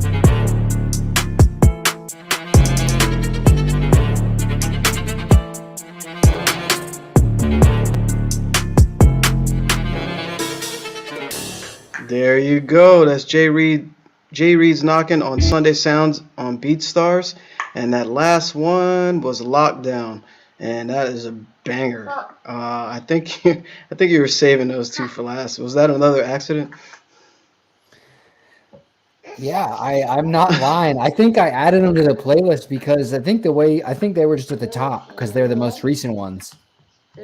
Oh, okay. Lockdown And is literally the last beat I uploaded. I think I literally uploaded that last weekend. So yeah, that's a monster. And the tags are dope too. I can hear those artists on there as well. NF would be crazy on that. Yeah. yeah, definitely. My friend said that too. Yeah, and I feel bad that everyone always says NF then Eminem. I know they hate that. Both of them probably. They're like, yo, just say one or the other. But I know their styles are similar. But yeah, either or. But yeah, that was a monster, man. Thanks, bro. That's another beat where like I made that. I was like, whoa, I've never made anything like this. The samples definitely helped me. I got like this exclusive sample pack. I don't know if you follow Superstar O, but his Yeah. company Industry Kits, he started doing some like he'll drop sample packs every once in a while where it'll be like limited to 100 copies, and that was one of the samples in there. And that sample is just out of this world. I heard that and I was like, oof, gotta go in on this. Yeah, it's crazy how like certain sounds can inspire, like no matter where you are mentally or creatively, like any sound. You know what? I'm one of those type of guys. You mentioned earlier that if it's crap, you don't try to make basically compiled crap. Basically, if it's bad already, it's hard to make something good. I like to take things that are really disgusting and try to make it into something beautiful. So I like that type of challenge. But what do you mean as far as like what type of things inspire you as far as like sounds and loops? Like what gets you like really going where you're like, I gotta do this? That is such a tough question, man. You know You like what? guitar. You like guitars a lot. I notice, I and like that loop guitar. sound like arcade a little bit from output. I think my biggest thing is the reason why I like guitar is I'm a very practical person, and my approach is, well, I can't play any guitar at all, so I always use guitar loops. But yeah, no, I like guitar. I mean, my favorite instrument is piano, and I that's why I play the piano. But I don't know. Some of my biggest inspirations is not musical. It's not directly like I can't pinpoint it, or I'm trying to, I don't really do a lot of where I listen to a song and then I try to make a beat, or I listen to a thing and then if you pay me to do a custom beat to a reference, I do that. But a lot of my inspiration is just life. Like, I feel bad, I feel good, I feel frustrated, whatever it is. And it's really hard for me to describe, but I feel like a lot of my inspiration is intangible like that. It's not so much like I'm inspired by, alternative rock, or I'm inspired by Lil Uzi Vert. I think I have that, of course, like everyone else, but knowingly, I think a lot more of my inspiration is just like life and being grateful and waking up and like, oh, I don't feel like making a beat, but I want to make a beat. And then I make something crazy, those things. Yeah, man. I'm glad you shared that because like every person is different. Everyone is very unique, and people are inspired by different things. you know, and we're the same. I let life inspire me, you know, like I'll sit outside or wherever. I'll ride my bike or like I mentioned when I was cutting the grass, or I'll watch a movie. I even play video game and I'll get excited, like inspired. Like I'm very, very easily inspired. Or just watch my daughter do something silly, like, you know, ride the dog or whatever. Like, I think yeah, I've I'm seen that inspired. on. I think I've seen Yeah, that on your Instagram before. That's pretty funny. yeah, yeah. And I, I go ahead. I get inspired by shows too. I definitely get inspired by shows, and it doesn't have to do anything with music. And I'm not saying like the music, the sync like placement, the music score behind is what inspired me, but just like shows, like the journey, and I don't know. I like shows and movies. Those definitely inspire me too. Yeah, yeah. And you think about it, all shows and movies is just creativity anyway. It's just a different format, you know, and that's Exactly. probably what. Yeah, that's probably why people are inspired by them. And I didn't forget. Here is the link to the entire JReed Knocking Sunday Sounds playlist. Can I share it? Is that cool? Yeah, of course. Go ahead. Cool. And there's the playlist right there, so y'all can check out all the beats that we played on the show. Make sure you support them, give them some likes, reposts, and whatnot for those beats that you liked. Even the ones you don't like, you know, you heard them, you don't like them, but you know, share the ones that you do like. There's something else I was gonna ask you, man. You want to shout out like any friends or family that is, you know, tuning in, you know, on the show? I mean, honestly, it's kind of hard to me for me to keep track. I don't know who's in here exactly right now because people Okay. come and go, but I will definitely shout out Buffo. He's been in here going crazy on the chat the whole time. And everyone who has tuned in, and Machine Smith, he's going crazy. I really appreciate all you guys watching. To all my friends, I don't know if Skev, M1, the producer, is still in here. Anyone that I do know or I've talked to, seriously appreciate you guys for tuning in. And I know Rome, I don't think he's in here anymore. He tuned in, but yeah, man, everyone for tuning in. Just appreciate the community a lot. There you go. And about community, like I don't know, like how do you approach collaborations? Like somebody reaches out to you or you reaching out to other people, like how is how important is collaborations to you? Let me put it that way. Okay, I love this question. I feel like collaboration is essential. No matter what genre you're trying to do, no matter what you're trying to do in the industry, collaboration, as a creative person, but specifically producing and making beats is essential. On the flip side, I will say there's a lot of people who sell collabs and a lot of sort of like in the producer community, there's this sort of energy where you have to always do collabs with people, and then you have tons of people reaching out and trying to force collabs. And I completely disagree with like doing collabs sort of in, I don't want to say manipulative, but it's almost a manipulative way. Like people just trying to do collabs with everyone. Like, yo, take these loops and CCing a pack of 10 loops to like 500 people. I think that is so played out. There's nothing wrong with sending your loops to multiple people, but like my opinion with collabs is I keep it organic. Like when people send me loops and I've never talked to them before, I probably will just delete your stuff. I mean, call me what you want, but that's my opinion. I find joy in collaborating with people who I enjoy, like regardless of their skill level. I will give you a chance if I respect you and we know each other. I feel like I make better music like that, and I'm much more interested in growing and building relationships and growing with people than like faceless transactions. Because if I wanted a faceless transaction, I'll just go buy a loot pack, which I do sometimes. But for collaboration, I'd say keep it organic, but it is super, super important. And that's a huge thing where if you're ever feeling uninspired, collaborating on beats can bring tons of ideas and help you learn so many things. Additionally, they give you a connection and someone to talk to and just become friends with. So collaboration, A1, but I recommend keeping it organic and not being really, really annoying. Yeah, yeah, man. Totally agree with you. I couldn't said it better. You know, there's like people taking collaborate, especially during like COVID and all that, people have taken collaboration as it's like surface. You know what I mean? Like I get spammed insanely, and I had to block so many people and report spam. It's just crazy. But when someone just reaches out, hey, what's up? How you doing? Whatever. It depends on the approach as well, and that says a lot about that person. I don't care how many followers you got. I don't care what type of history you have. I'm always open to, working with someone that appreciates you, in your music. And but for some people, they'll see either a status, and just send you stuff. Check this out. Listen Yeah, to this.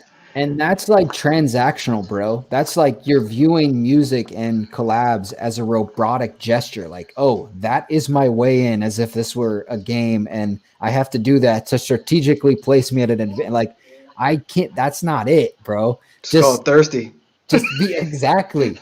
That's perfect. Like, I won't say anything else because I could go on this forever, but be hungry in the music industry, but don't be thirsty. There's a big difference from being hungry and thirsty is a bad look, and you're probably gonna make more people angry than yeah. So that's all I'll say. Like, yeah, it's basically you get blacklisted.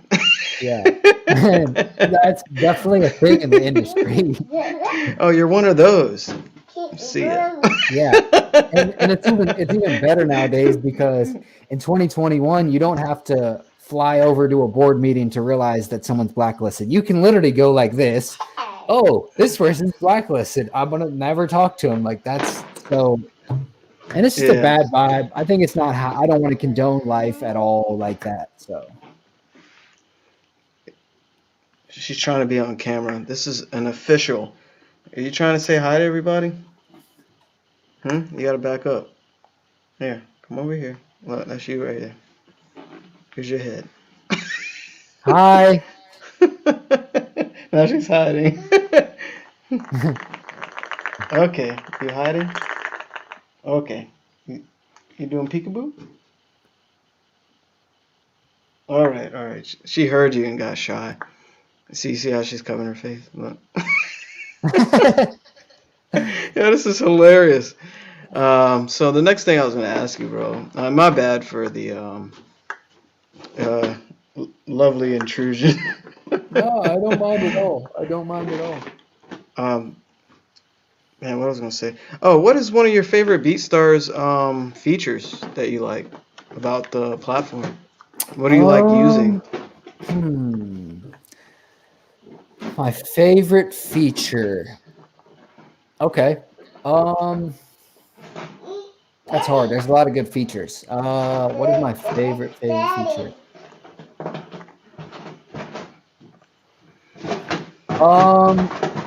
From a producer standpoint, like from the standpoint of I post beats on there and I have an account, or the artist standpoint of like using. You can go either way. Your boy's here. Mikhail's here. Mikhail, Phanatic was loving the swaying mix, bro. He was loving the Mikhail kicks. He was definitely, he's a fan, bro. He likes the mix. So probably I'll give you two real quick. Best features, the BeatStars app, the studio app is awesome. I love that I can just hop on my phone and look at like analytics and download the free download like Excel sheet and get data and quick access. The other thing that's awesome is the fact that you can collab with other producers and do like the splits right there for the finances. And then it's just seamless. Like someone else sells a beat that you collabed on, whether it's on your pro page or their pro page or whatever, you get the money in your PayPal instantly, and BeatStars handles it for you. So that is awesome. Yeah, I love that feature, man, because like we said earlier, it's a collaborative business, networking, and to make that automated where you don't have to hit each other up, how much was that? Okay, yeah, send me that, what I'm saying? So it's already set, when the customer purchases. So yeah, I love that feature. Trust me. And it takes away the headache of doing like, back end stuff where you can focus more on analytics that you mentioned, stats. Everybody watching this, stats and analytics is vital to your business. Like some people take for granted plays, likes, reposts, all that. That shows you where your market is going, how it moves.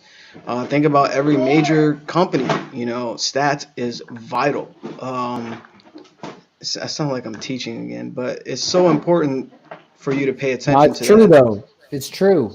That they don't provide it just to be like we provide it. They provide it because that's actually, if you focus on that, you can definitely hone in on sales and your brand and building your business. Right. And that's what entrepreneurship is. We want you to succeed. Bottom line, it's something that you love. But yeah, stats is crazy because it also shows you what people are playing, what people are buying, what people gravitate to. Because you can I notice you're very diverse. You know what I'm saying? Like you can open up your app right now and see what people are gravitating to. You know what I'm saying? So, and being diverse, there's pros and cons, but you also can see, some reason everybody played this 1,000 times in a week. And the other thing, if you want to get really, really concrete, quick to the point, look at your analytics for sales. See what your top selling beat is. See what go and look at every beat you've sold an exclusive to, or go look at every beat that people buy, track outs or your most expensive license, and see and be like, okay, so what's the similarity between these beats? Oh, they all have a distorted 808. Oh, they all have a melodic, and that way, if you want to focus more on sales, catalog speaking, you can pump out more of those beats, and you're probably going to start getting a lot more attention. Yeah, man, you're definitely right on that because I did that today. It's a good way to see what was selling or what people do free downloads on, especially if you're not selling music. That'd probably be your next step because, I was trying to see what beat to promote. Let me see what people are using or downloading or buying, and I'll use that information and push that particular product. So you gotta put on that business hat, instead of just the producer hat because, there's two sides to it. And speaking of business smart. hat, I'm gonna copy your strategy. Honestly, I've been thinking about it. I haven't done any BeatStars promo in a while, but I'm just gonna do that. I'm gonna look at whichever, because I don't think I have that many beats that are like top sellers, but free downloads is a really good alternative because that doesn't limit people who can afford or will buy beats. That's just like all around population who likes your beat. If someone likes your beat, they're gonna free download. So I'm totally stealing the strategy. Nah, man, it's all good. Take it and run with it. Shout out to Levi Beats and Jamil. Make sure you check out their show, BeatStars Academy, because they talk a lot about this type of content. I usually don't get that deep into business stuff, but the conversation kind of gravitated to that, and yeah, definitely take that because it's useful. Because some people don't even use that data, and that data is so vital to your business, and that's why it's provided. It's just not like, oh, we do that. You know what I'm saying? It's essential. Just how you want to pick that kick and snare, just how you want to make sure the 808 slides right, your stats are just as essential, if not more. So you kind of have to have that same balance, So speaking of that, back to the meetups. Was there anything that I said that stuck out to you? Because once I start going, man, I start going, bro. Because I just want everyone to win, and I try to give everything I can think of. Dude, honestly, I can't remember anything specific off the top of my head. I can't even remember much specific at all off of the next meet off the top of my head, but I'll put it this way. It's all good.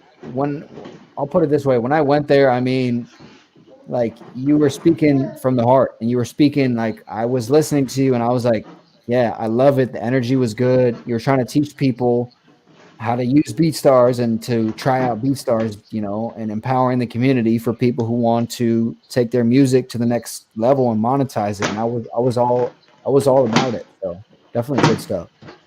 Yeah, appreciate it, man. I'm glad you got something out of it.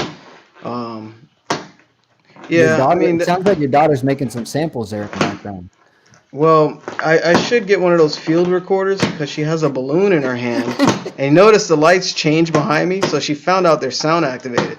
So that's why she's doing that. So I told you this is gonna be special, man. At the end of your show, she's come down to the basement and she got disco lights going on. So yeah, man.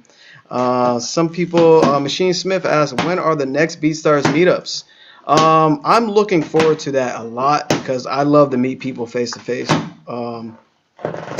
Yeah, bro. I like to like be just there, man. I love to travel and I love to look forward to what's going on after this whole COVID stuff. I know a lot of states are like, I don't know, 80% vaccinated and stuff like that. So probably start in the states. I'm not sure where, but I'm really looking forward to being a part of that because I just want to keep giving value to this community and I want to see people, live with what they basically make a living of what they love. I don't like to see people choose a path that doesn't fulfill them.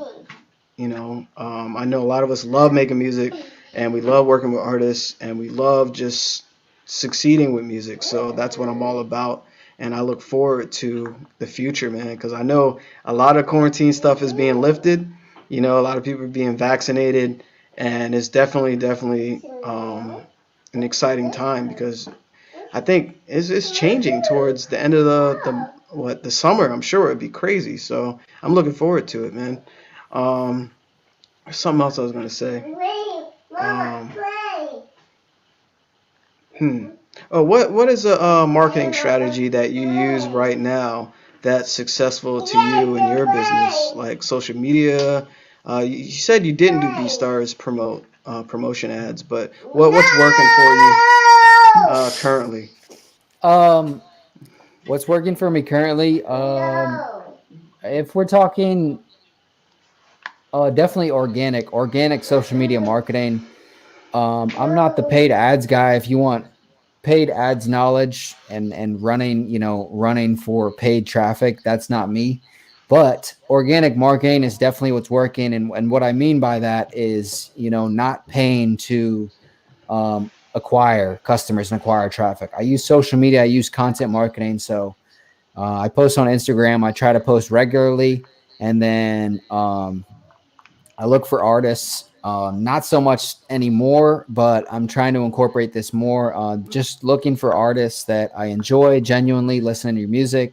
I'm like, oh, you're talented, da da da. So I'll reach out to people in the DM and then build a relationship and then be patient and send them beats via email. So I think the key to, I mean, organic marketing is build relationships and be patient because you don't want to hop in a bunch of people's DMs and act like you like them when you really think they're terrible and the whole intent is getting a beat sale. And then you get mad when you don't get a beat sale, and you'll just come off really salesy. So look for people that you really enjoy, and then a great way to stay top of mind is content marketing. So you post content and then they get a notification because you already built a relationship with them and they see you and they start to be more involved and sort of indoctrinated in your brand. And before you know it, one of the emails you send them has one or two beats that they really like. And they're like, yo, how much for the unlimited lease or whatever? And you can take this and run with it and be more aggressive if you want. Like, obviously, if you reach out to 20 people a day, that's what, 140 people a week. If you do that for a month, you're probably going to start generating a decent amount. I don't do that at all. When I first started selling beats, I had more of that approach. But now that I have like a full-time job and I have less time and my finances are good, I take more of an organic approach. But definitely content marketing and organic, just building relationships online, leveraging Instagram. And I have met customers for custom beats on Facebook, and I've found people like good custom beat customers on SoundCloud. So just leveraging social media, that's what I'm good at, and that's what works for me. You make custom beats by request from people on SoundCloud. I have one customer I found on SoundCloud, and think I've made like over $1,000 off of him, and he's like, I'm doing like a whole album this year for him. And they're all custom So beats. they're all custom beats. That's Wow. like, yeah, I'm not going to say dive all in on SoundCloud, but I will say that like, if there's 100 people still on a platform, that's 100 potential sales. So you don't have to be on the most poppin' platform ever. Like if you go Google how many active users are on SoundCloud, there probably is still millions of users. So it doesn't matter if the platform in the mainstream media is considered dead. Like if there's people who rap on SoundCloud, there's rappers on SoundCloud. So if you want to sell beats, that it's another platform, you can definitely reach out to people, and they have a messaging system. And like I said, I got a customer on there that worked really well. So, and keep an open mind. If you're just on social media, like with the Facebook example, I was just on Facebook doing my thing, and I randomly saw like a post of a friend or something, and I hopped in on there and said something.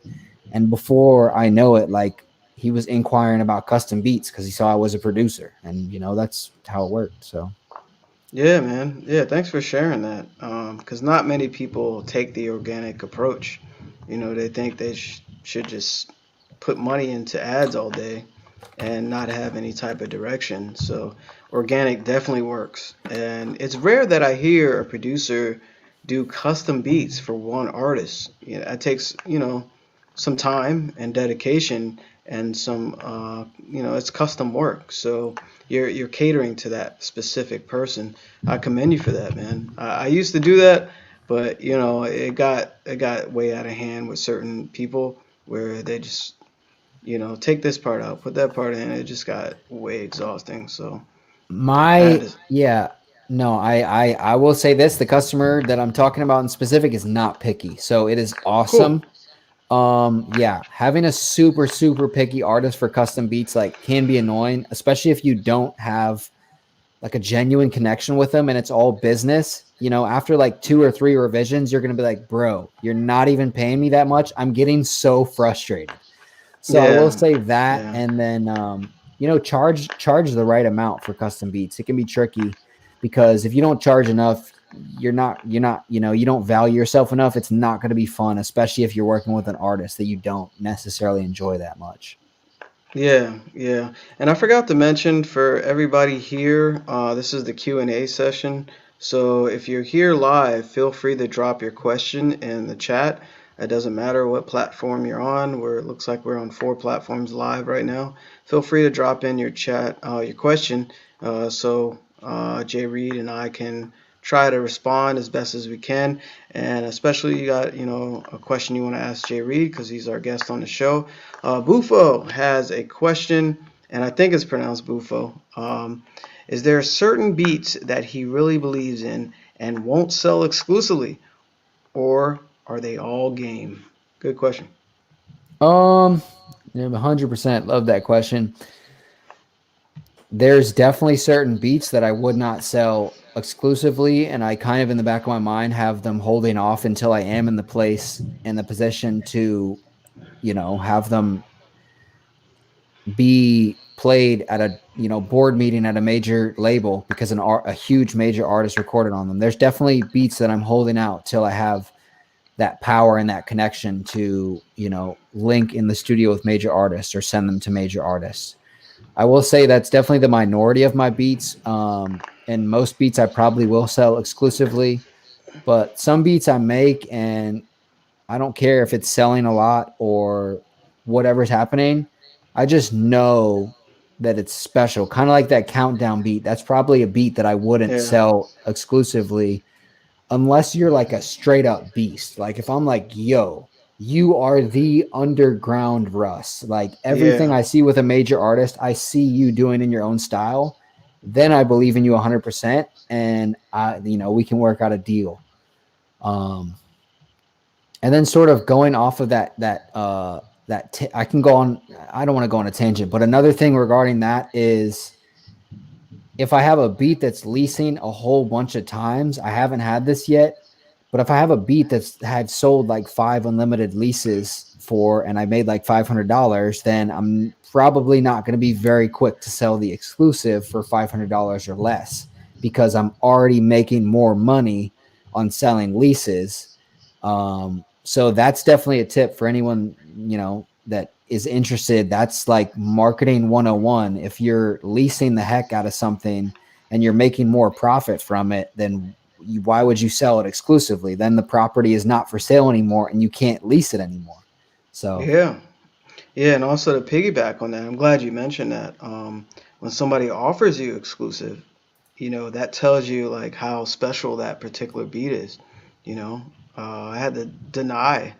It was over a rack, and I was like, nah, I'm not letting it go yet. It also depends on what they're asking for publishing wise as well too. But when people take action like that, you got to listen to it basically to kind of piggyback off of what you were saying. And here's that countdown beat link. That one's special. So I thought I'll share it again.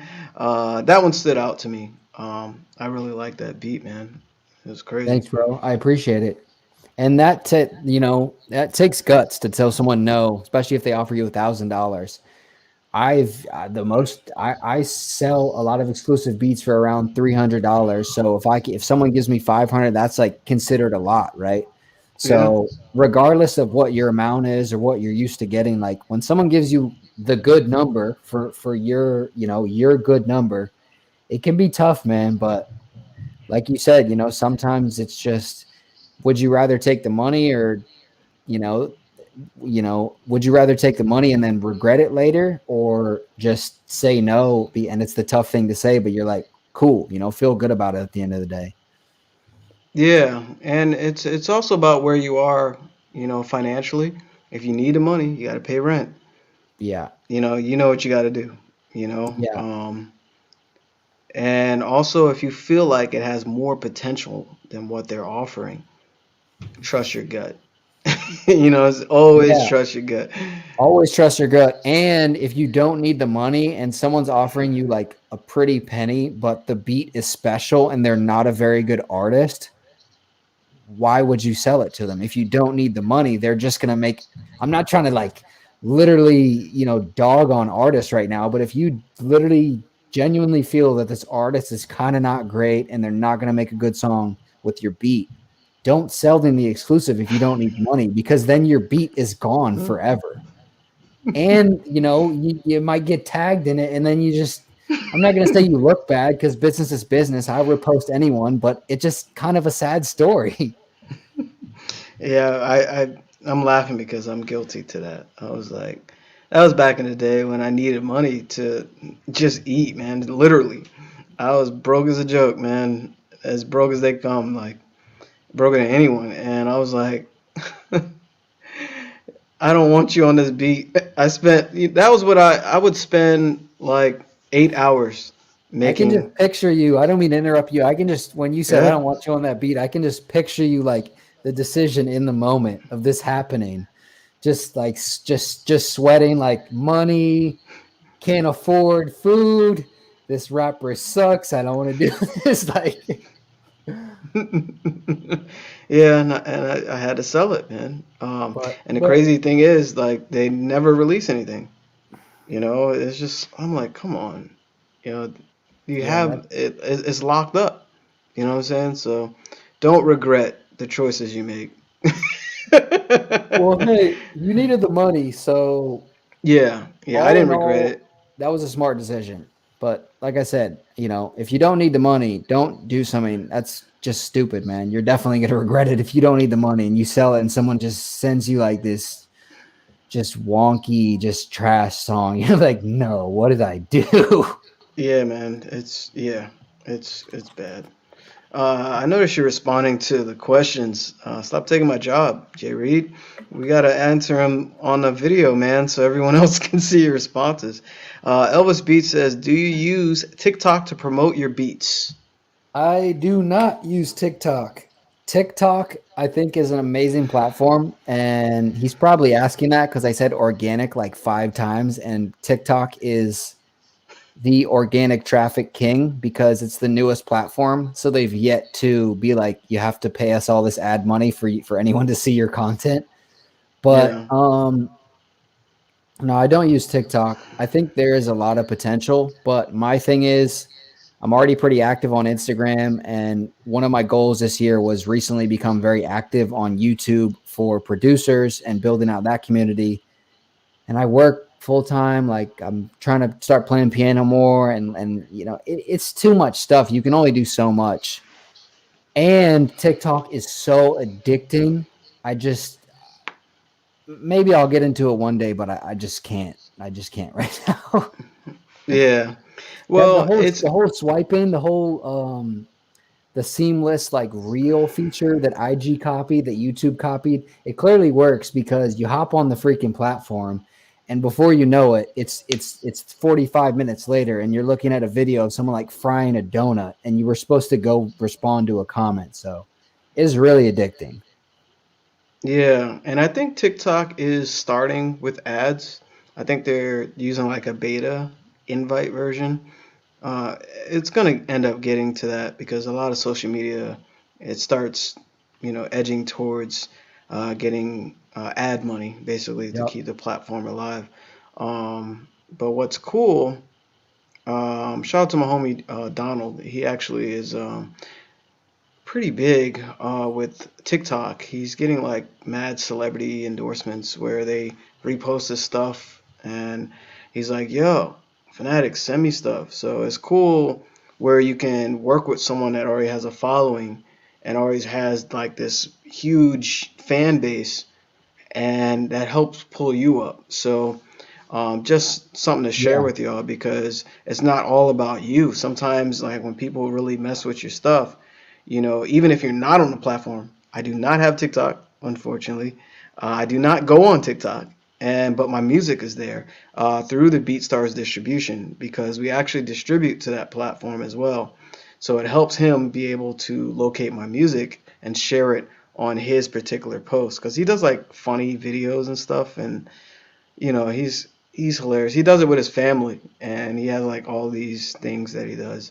I got to check out some of them, but that's just some more gems for y'all to kind of open your mind up to a platform that you're not really on, but you can benefit from. Yeah, TikTok, I will say it is very collaborative. One of the features, like what you're saying, you can sort of, I don't want to say ride someone else's wave because that has a negative connotation, but that's kind of Yeah, what it yeah. is. That's kind of what it is. Like you can like duet, and there may be other features now where you sort of do like a split screen. And the thing with that is that some type of way that the algorithm works, how like their traffic is somehow like directed to you a little bit or something. So you can do that, and the whole app is based off of music. So obviously, if you're producing and you get creative and Come on now. do that, it's Yep, good. Um, absolutely. it's also about trends. So that's kind of another reason why I like hate it because I'm like the anti-trend person. Like I just and it takes so much energy following trends, and I know that's the number one reason. That's the number one way you blow up on TikTok is you follow a trend and then you streamline your own version of it. And for me, I'm just like, I don't want to do that. So Oh, I hate trends, bro. And I'm shocked you're saying that at this stage of your career, man. Like, I feel you, bro. Like trends, I can't stand trends. They, you know what? It's like the trends are gone here today, gone tomorrow.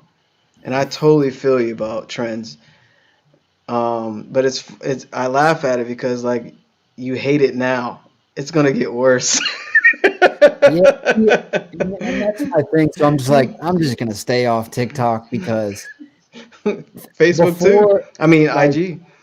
yeah, like I don't want to go. I could talk for like 10 years on social media. It's too much. But what I will say, especially to, I think it was Elvis Beats who asked this, TikTok, there is mad potential if you want to sell beats. I know for a fact, but like any other social media, it takes time. The number one recipe for, traffic and growing something is consistency. But before that, and to not get too ahead of yourself, because I have done this a long time and I'm finally starting to figure it out. You have to know what you want. You have to know your goals, know where you want to go before you figure out what to do. Because for the longest time, I had this mentality where I was like, I have to be on TikTok. I have to be on Instagram. I have to be on Facebook. I have to be on YouTube. I have to be on every single social media platform, posting every single day in order to get sales. And time again, I see on these BeatStars events where it'll be like someone who literally has 3 posts on their Instagram, has been on here for 10 years, barely posts on this, and that, and will like only post on YouTube. They just post on YouTube and they make 6 figures selling beats. So like there's a different strategy and a way to do this, you know, regardless of what you want to do, how successful you want to be at selling beats. There's thousands of ways to do this. So I would say don't get too caught up in what everyone else is doing, because I did that for a very long time. And now I've come to the conclusion where it's like, dude, it doesn't matter. Like I see all these people, they all have different strategies. So I built my own strategy and I'm starting to double down on that and more so focus on 1 to 2 social media platforms at a time, for 2 specific reasons. And that's what works for me. So that's, I mean, I feel like that's really big. Yeah, man. You said something golden there. Um, Not everybody's strategy works for everyone, you know, and everyone has a different path. Like some people focus just on one social media and they have their schedule. What 2 particular platforms work for you that you just mentioned? Instagram since day one is how I've had like the most success. I don't make that much money selling beats. I've only been selling beats for like 2 years, but last year I made like almost $3,000 and I didn't run $1 worth of ads. So that's what works for That's me. yeah, that's good, man. Um, and now what I'm starting to use is YouTube. And I think you have a YouTube channel for like your producer stuff, right? Yep. Mm-hmm. Yeah, so I'm kind of I'm trying to take that outlook, because for the longest time I wanted to start releasing stuff to the community, and I think I really like have a lot to say, and I didn't realize for the longest time that like people enjoy my producer content. So I think not I think that's what I'm starting to do is I have a YouTube channel.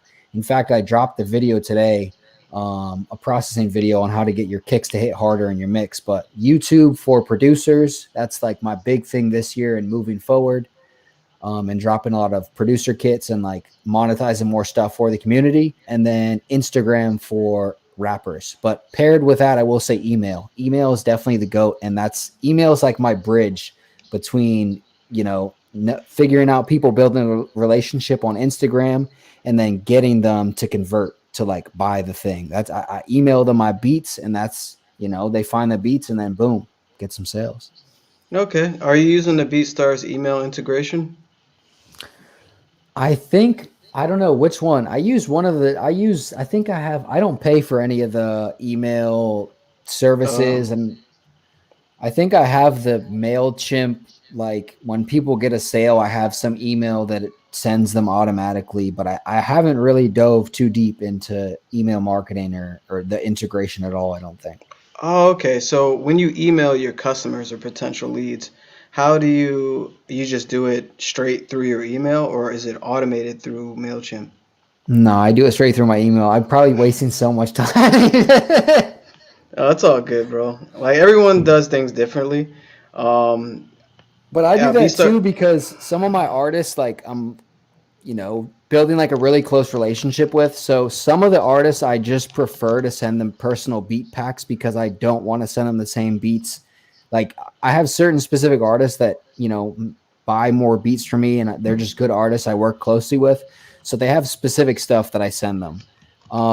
But I definitely want to get into probably what you're talking about for more automated mass emails. Yeah, yeah.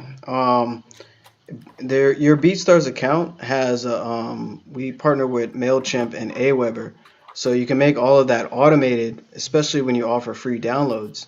So basically, you set up your campaign in Mailchimp. I think you use it Mailchimp, and you can set it up where like you're just emailing them, thanking them for downloading your music, and yo, I got something else for you. Here's the whatever bundle I want to send you. Just tap that link, you get access to whatever Google link Mediafire, whatever you use, and that's email marketing. So that way you're pulling them closer to your business and you're gaining rapport with that fan.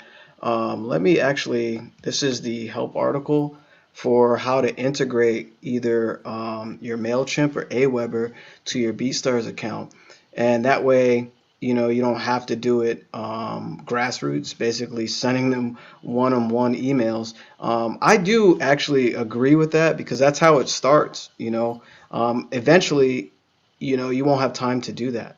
You know what I mean? Where you'll Yeah. have 100 emails a day and it becomes overwhelming. Especially, people have license questions, or they're like, yo, can I post that on YouTube? Or yo, is that free for profit? Just random questions, and that'll take up a lot of your time. So when you start automating this, you can save your time and focus it on other things, in your business. Why do I sound like a professor, yo? I just try to Nah, you're good. You're good. I appreciate you seriously for bringing that up because that's really something I need to get that set up. And I feel like for my kind of mentality, I'm really about organic marketing as opposed to just paid traffic. And email marketing is 100% organic. You acquire the customer and then you send them emails. So I feel like that's probably something that I should be taking advantage of. Yeah, and yeah, I can send you a link, personally, but I put it in the chat as well. That's how you integrate. If you have a Mailchimp, I think they have a free account. It's like Yeah, free up to I got a free account. yeah, you can integrate that. It connects, and that way Cool. you can create a campaign where you can set certain beats you want that people can download for free, or you can do all of them.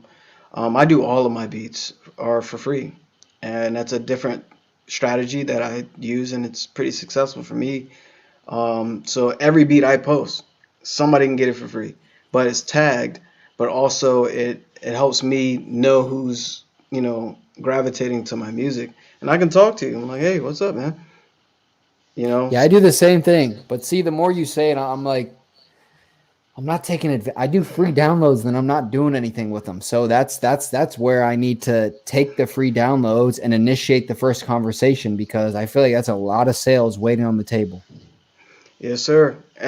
That's why they call it a lead because it's leading you to that destination. Like that, people take action and energy is on different levels. Somebody can easily like the post of this video. Just hit a like. And if you're here live, hit a like. Somebody can subscribe. That's a next level. You see what I'm saying? Somebody could put a comment. That's a different level of energy. Somebody can comment, subscribe, and like. Also, go to our personal BeatStars profiles. They download your beats. That link I sent of your entire playlist. They can go to my stuff, look up my stuff. That's another level of energy. Somebody can actually DM us after doing all that. That's another level. So when somebody downloads your music, that's obviously showing that JReed's knocking. Yo, that dude's crazy. I'm gonna download that beat. That was crazy. I'm gonna message him. You see what I'm saying? So you got to pay attention to that, and you can't let Yeah. that particular gravitation go away. It's called reciprocity. Yeah, that's I feel so dumb as like a marketing person. You're talking to me. I'm like, why do I know all this and I'm not doing anything about it? Like it's so true. I don't want to get too off tangent, but yeah, that's like the customer value journey and people who are going out of their way to come from just seeing your post to double tapping to commenting on all your posts to clicking the link in your bio and downloading it. Like it goes to show that they're a lot more involved. So they're a lot closer to converting and possibly, yeah, bro, what am I doing? You're gonna get me setting up this email thing like this week. I'm gonna be spick and spam blasting out these emails. Yeah, man. Yeah, Mailchimp gives templates too, so you can see what type of things they offer, but make it your own voice when you set up like campaigns and stuff. You know, because a lot of people they're not aware of that type of approach. But yeah, I'm glad I can help, man. That's why You we're on got, this call. I'm telling you, you got me hyped right now. I'm just like, I got email marketing flooding through my brain. Like, I'm gonna have to, yeah, I got the link on the other tab. I'm gonna have to see what's up with that. Yeah, start with that, and then you can get on the other stuff too. There's text marketing, I do a that's little next bit of that. level. I do a little bit of that more, and the personal approach too. That's slept on too. And it's like, if you think about it, bro, if you're texting someone, like, who do you text? You text your friends. So you're getting them closer to your circle.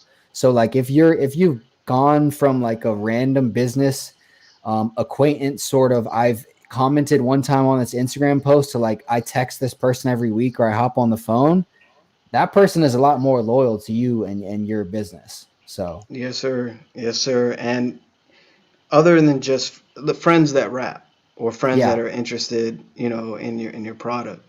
Um, but yeah, text is like the next level. It's been popping for a minute, and the success rate, open rates, everyone checks their phone, man. You're do always you on do these devices. do you, have you done actual text automation? No, I haven't. BeatStars has an integration as well with that ManyChat. Because I So know that that's like a thing too. It's just, I got to start with email before I go there, but I feel like if done right, that's pretty crazy. I saw something on, I think it was a producer grind episode. It was Ryan Leslie, about how he like sold, like made like 500,000 or like $1 million super quick, and sold out his show like ridiculously quick, all from building all these relationships and like clicking one button and automated text, and then just like ran them through and they bought the tickets. Yeah, man. It's funny you bring that up. I was in LA at the ASCAP Expo. Shout out to ASCAP. He did a seminar there about that. He was That's promoting dope. his product, Superphone. I think that's what it's called. And I think we use Fan Connect pretty much for the same thing. Um, yeah, texting is going to be the future basically, but email marketing is still front and center, and it's a good way to communicate with your customers. You know. And email is like the one thing where it's just amazing, because email is never going to go away. Email is not a social media platform. So it doesn't, there's no ads, or like, there's certain rules and filters and ways you have to play the game of email and email marketing, but email is not a social media platform. So like, you use it hand in hand with your social media. It's pretty bro, the more I talk about this, I'm like, I'm not even using email to its full You're not. capability. Like, I You're gotta not. like It's all good, man, uh, because there's other producers that are doing the same thing. So it's all good, bro. That's why I ask. yeah. So It's all good, man, because, you know, and even stuff that I'm not doing, and people higher than me are still not doing, you know what I mean? So, Cloud9 Music says he uses email marketing and text marketing. Both help with sales. yep. Cloud9, which one is more successful for you, bro? Let us know. Text marketing, like I said, I think the open rates are like above 90%. Email marketing is good, but it depends on the particular list. Basically, the people that really rock with you, or how they obtained your product. Some people just never open your emails. Some people respond to them where you're just like, oh God, they responded Well, 8 times to the same email. and But go depending ahead. on how you get the email, like, your email could automatically go into their spam or whatever. You could get like soft or hard blocks. So there's that. But the one thing I speculate about text message marketing, because it has to be, I'm sure it has to be approached differently, because we don't text people like hello question or comma and then put we don't write an email. It's not formal like that. At least not usually after you've met the person one time. So I speculate that, like, depending on how you get the list too, it seems for me, if I get something that's sort of spammy or promo-y on my text, like, I'm a lot quicker to unsubscribe on text as opposed to email. And it almost seems like less effort. Hmm. So there's that. But yeah, I feel like the open rates probably are ridiculous on text, because we're always on our phone just opening text. It's right there. Yeah, man. Yeah, definitely. Um, I personally don't like text marketing, so I feel like other people don't. Yeah, I mean, and to speak on, did you see that, Reed? But Yeah. Well, yeah. actually, I will say, I don't mean to interrupt you, but I will just say this, Buffo. Just because you don't like it, I think it's not smart to assume that other people don't like it. I've literally fallen under this false perception many times. And then right when you do it, the other person loves it. And you're like, wait, what have I been doing? Like, it's because you just create this sort of perception in your mind because you had one bad. So I would say definitely don't fully say no text marketing just because you don't like it. It's definitely, I think there's a lot more to it. Yeah. Yeah, man. I was gonna say the same exact thing. Just because you don't like it doesn't mean it won't be successful. And just like music, sometimes you won't like a beat, and then somebody else loves it. Like, That is like the producer. That is a producer story of the century. You have all the way from the smallest producers to the biggest producers on the movie screens. And in the interview, they are like, yo, they picked this beat. It was terrible. I made it in like 3 minutes and it's number one on the radio. So, and that's hard too. You got to cut your ego with that. Like, okay, it's a good beat. I kind of hate it. I'm going to put it on BeatStars, see what happens. That is a skill in itself. yeah, and egos can destroy you. Let go of your egos, yo. Anyway, Especially in this music stuff. yeah, Cloud9 says it depends. Both do really well. Text marketing works better, but I make sure I only text twice a month. But I'm guaranteed a sale when I text within 24 hours, which is amazing. So it Damn, that's seems really, like really cool. text marketing is guaranteeing a sale within 24 hours. That's amazing. I should get on that. I think we connect with Fan Connect for text marketing. I can check, but yeah, it's definitely another level of connecting with your fans, and that's what it's all about. Is always communicating with your fan base. Any type of advice that you want to give to producers just starting out? Um, yeah, the best piece of advice I would say is like don't lose focus of why you started making music. Making $100,000 selling beats online sounds great, and that's I would love to do that, and that's definitely one of my goals one day is to tap that. But as we sort of touched on earlier, like money does not buy happiness. I guarantee when I get that point, like it's gonna be cool because I'll make beats for a living, but don't lose focus of like why you got into music, and just have fun with it. And I think the biggest thing is don't compare yourself to other people because every single person's different. Every single person's journey is different, and there's a different way to get to your goal than the person right next to you. And the minute you start comparing yourself to someone else, you start to get really insecure and life seems really dark and black and white, and that's literally not what life is. So if you stay faithful and stay honest and true to yourself and stay having fun, I look at it like every day I wake up and I get to make music is a great day no matter what happens. So I think that's a good mentality and approach. Just keep having fun, keep making music and appreciating everything you can do, whether it's a failure or a success, it doesn't matter. So Yeah, man. Awesome advice. That's like the highlight of the show right there, man. And this is the link to the Fan Connect, how to connect it to your account. We're dropping so many gems on this show, man. It's just this last segment is just crazy. Um, and also I you dropped a agree. lot of dope beats, man. But yeah, that's really good advice. Like some people just get lost in that and the feeling of just I gotta make music, I gotta make a sale, I gotta make a sale, and sometimes making a sale just isn't the end goal, because the artist might not release anything, you might not hear what the artist decided to do with it, also, it shouldn't be an end goal for everybody because it is more than just that, you know what I mean?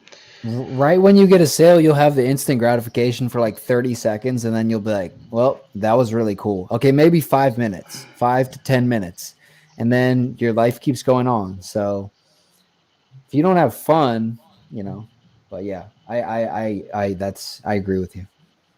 What was one of the low points in your producer career, and how did you get out of it?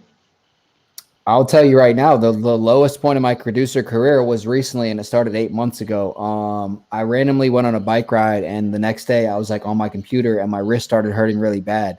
So I developed carpal tunnel, and I went to physical therapy for 5 months. It's been 8 months later. I'm still dealing with it, but I've gone to like a lot of different doctors and seeked a lot of treatment, and I'm pretty much out on the other side. I still struggle with it. I'm still progressing and learning different things. I have to produce differently, and my frequency and intensity of producing is differently, so I don't like irritate my wrist.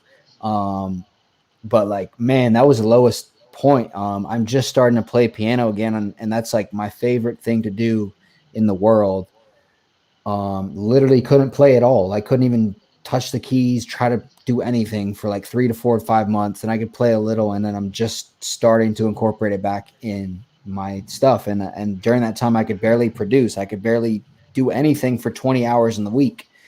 So I'd say that was really dark because, I felt hopeless, and there's no worse feeling in the world than I can't do anything to not even just further my career. At that point, it was like, how can I make music? That's literally the one thing I want to do. I can't make music like without being in excruciating pain. So I think if I can say the one thing that helped me, it was definitely patience and, patience and having faith, like understanding that I'm 23, soon to be 24 in 2 weeks. Like, I have a lot of years to go. Whatever it is you're dealing with, in my case, carpal tunnel, like, I'm going to figure it out. It's going to get better. I may deal with it on and off my whole life, but like, what is me stressing and making myself feel worse about it?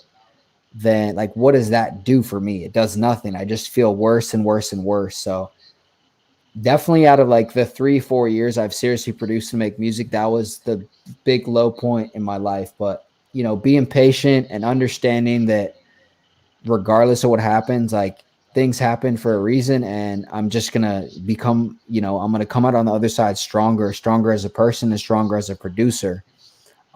So yeah, man, patience is huge. Yeah, man. I forgot that you play piano. I totally forgot that you do that, which is awesome. And I didn't know you suffer from carpal tunnel. You know what helps is, do you have a trackball? You ever try using a trackball? Okay. I use one on my left hand now to like alternate. Yeah, they And said I that. use this. I don't know if you've ever seen one of these mouses. It's a vertical mouse. Yeah, I've seen those. Yeah. Because like the way your nerves work is they start all the way from here, and when your arm is like that, you're actually twisting. So when you're already in a vulnerable point, like if you have carpal tunnel, just this, I remember for the first couple months, I couldn't even, grab a thing. So I do that now. Yeah. So you're using the vertical mouse mostly? Yeah. Or I use the vertical mouse, and I mean, I switch on and off. But the biggest thing is, like taking breaks and respecting my body, because if I just go through a whole bunch of pain, like I'll wake up the next day and my whole hand will feel just terrible. yeah, yeah, So yeah. Yeah, I heard trackballs do help with carpal tunnel a lot. You know, um, I guess the best way is to be able to tell is how you feel after like a certain amount of time. yeah, Um, but yeah, trackball helped me a lot because I noticed when I was using a regular mouse, I started feeling like pain. I was like, yo, that's not right. So when I switched to trackball, I just didn't feel it anymore. I think the thing with the trackball is it's a lot more interactive. And like, if you look at Mm, the science of like carpal tunnel and like what you're doing with a mouse, you're literally just sitting there for like 4 hours and all you do is this. mm, Like that's mm. all you do. Whereas like a trackball, you're kind of going like that a little bit. So I agree. I think the trackball is cool. Yeah, man. Well, I'm glad that you didn't let that stop you from making music. You know what I mean? Some people would get lost in that pain and they were like, yo, this sucks, bro. I'm not making music ever again.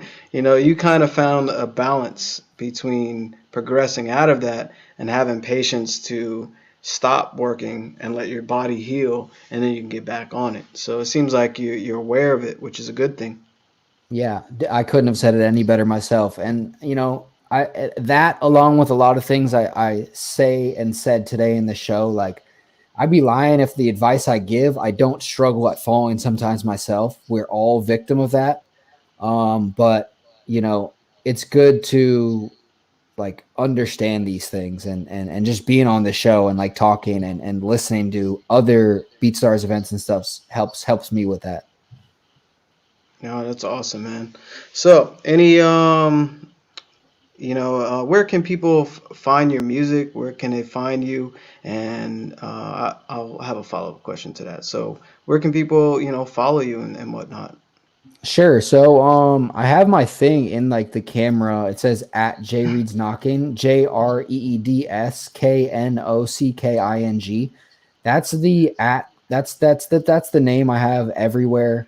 On Instagram is definitely the main platform. If you haven't, come connect with me on Instagram, follow me, and then hit me up and say what's up. I'd love to get to know you there. I'm mainly on Instagram.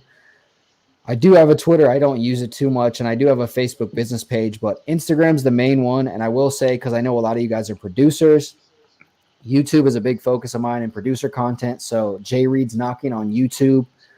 If you go over there, hop over there and check out my content over there. And I'd love to have you in the community over there. YouTube is a big one recently and moving forward. There's a lot of dope producer content coming out. But so Instagram, YouTube, but if you search JReed's knocking, I'm on like a lot of platforms. Awesome, man. And then BeatStars, of course. I forgot we're like on a BeatStars Sunday Sounds. JReed's knocking on BeatStars as well.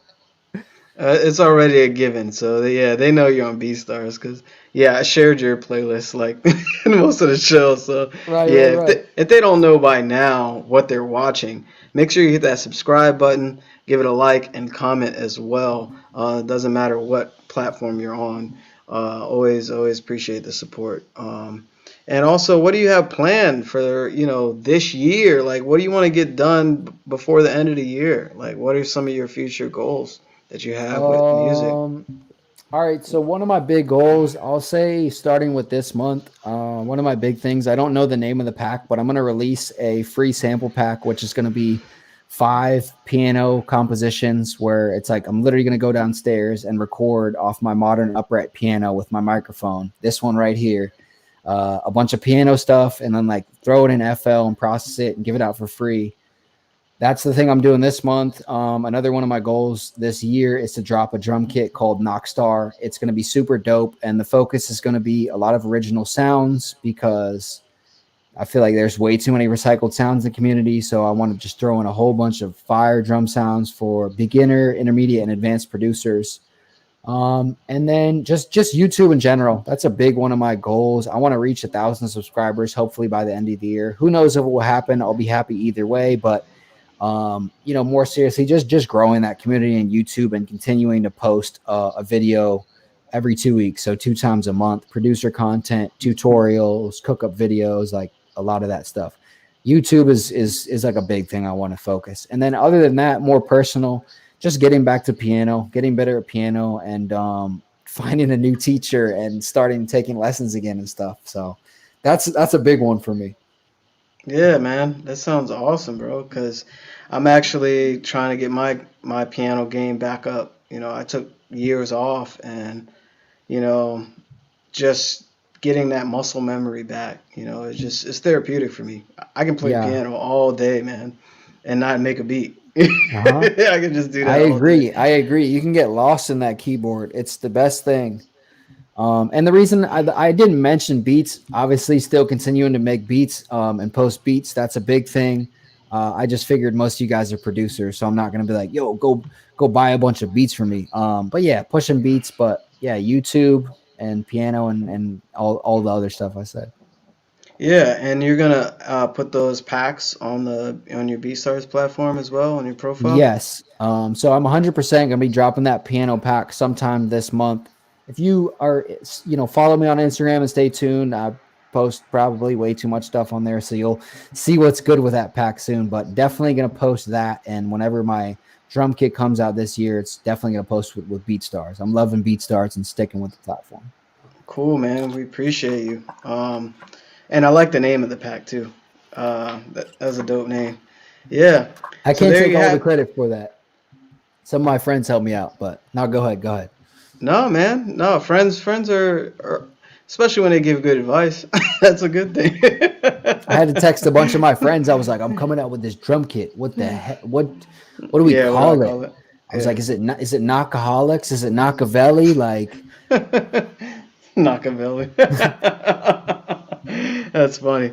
Well, there you have it. That's Sunday Sounds on BeatStars. I'm your boy DJ Phanatic Beats. It's been dope having JReed's knocking on the show, and hopefully you watch this later, play the replay, and yeah, definitely subscribe if you haven't, and definitely shout out to all the people that joined us live. I appreciate y'all. It's always cool to see new names and familiar faces, man. So it's definitely been dope. Any last words there, JReed's knocking? no, other than I appreciate you guys so much who are in the chat. Like, I see there's people like giving me advice. Like, this one dude's like, I had carpal tunnel. Trust me, that takes time to heal the nerves. Like, da da da da da. So, like, that's, yeah, Cloud9. Shouts out to you. Just, I don't know. You guys are awesome. If you haven't already, trust me, I'm telling you this not to be in a selfish way. Come follow me on Instagram and hit me up in the DM to say what's up. Cause like a lot of cool people, a lot of great energy in here. And I'd love to, keep in contact with you guys. And I appreciate you so much, Phanatic, for having me on the show. It's such an awesome experience, and I'm super grateful for it. It's all love, bro. I definitely wanted to have you on the show so people got to meet you and also hear what you're doing and also to hear your story, man. So definitely, I'm glad that you're open to it and that you're able to just share your journey with, the communities. So thank you, man. And we might do a part 2 later in the year. Who knows? So yeah, Who it's definitely knows, dope, man? Part 2, we might be at a BeatStars meeting in person before we know it. So There we go. There we go. That's what I'm talking about. So y'all have a blessed Sunday, and I'll see y'all next time. And keep making dope music, and hopefully this brought you value. And yeah, I'll check you out. Peace, everybody. Peace out, Phanatic. Hang on, JReed. I'll talk to you. Okay.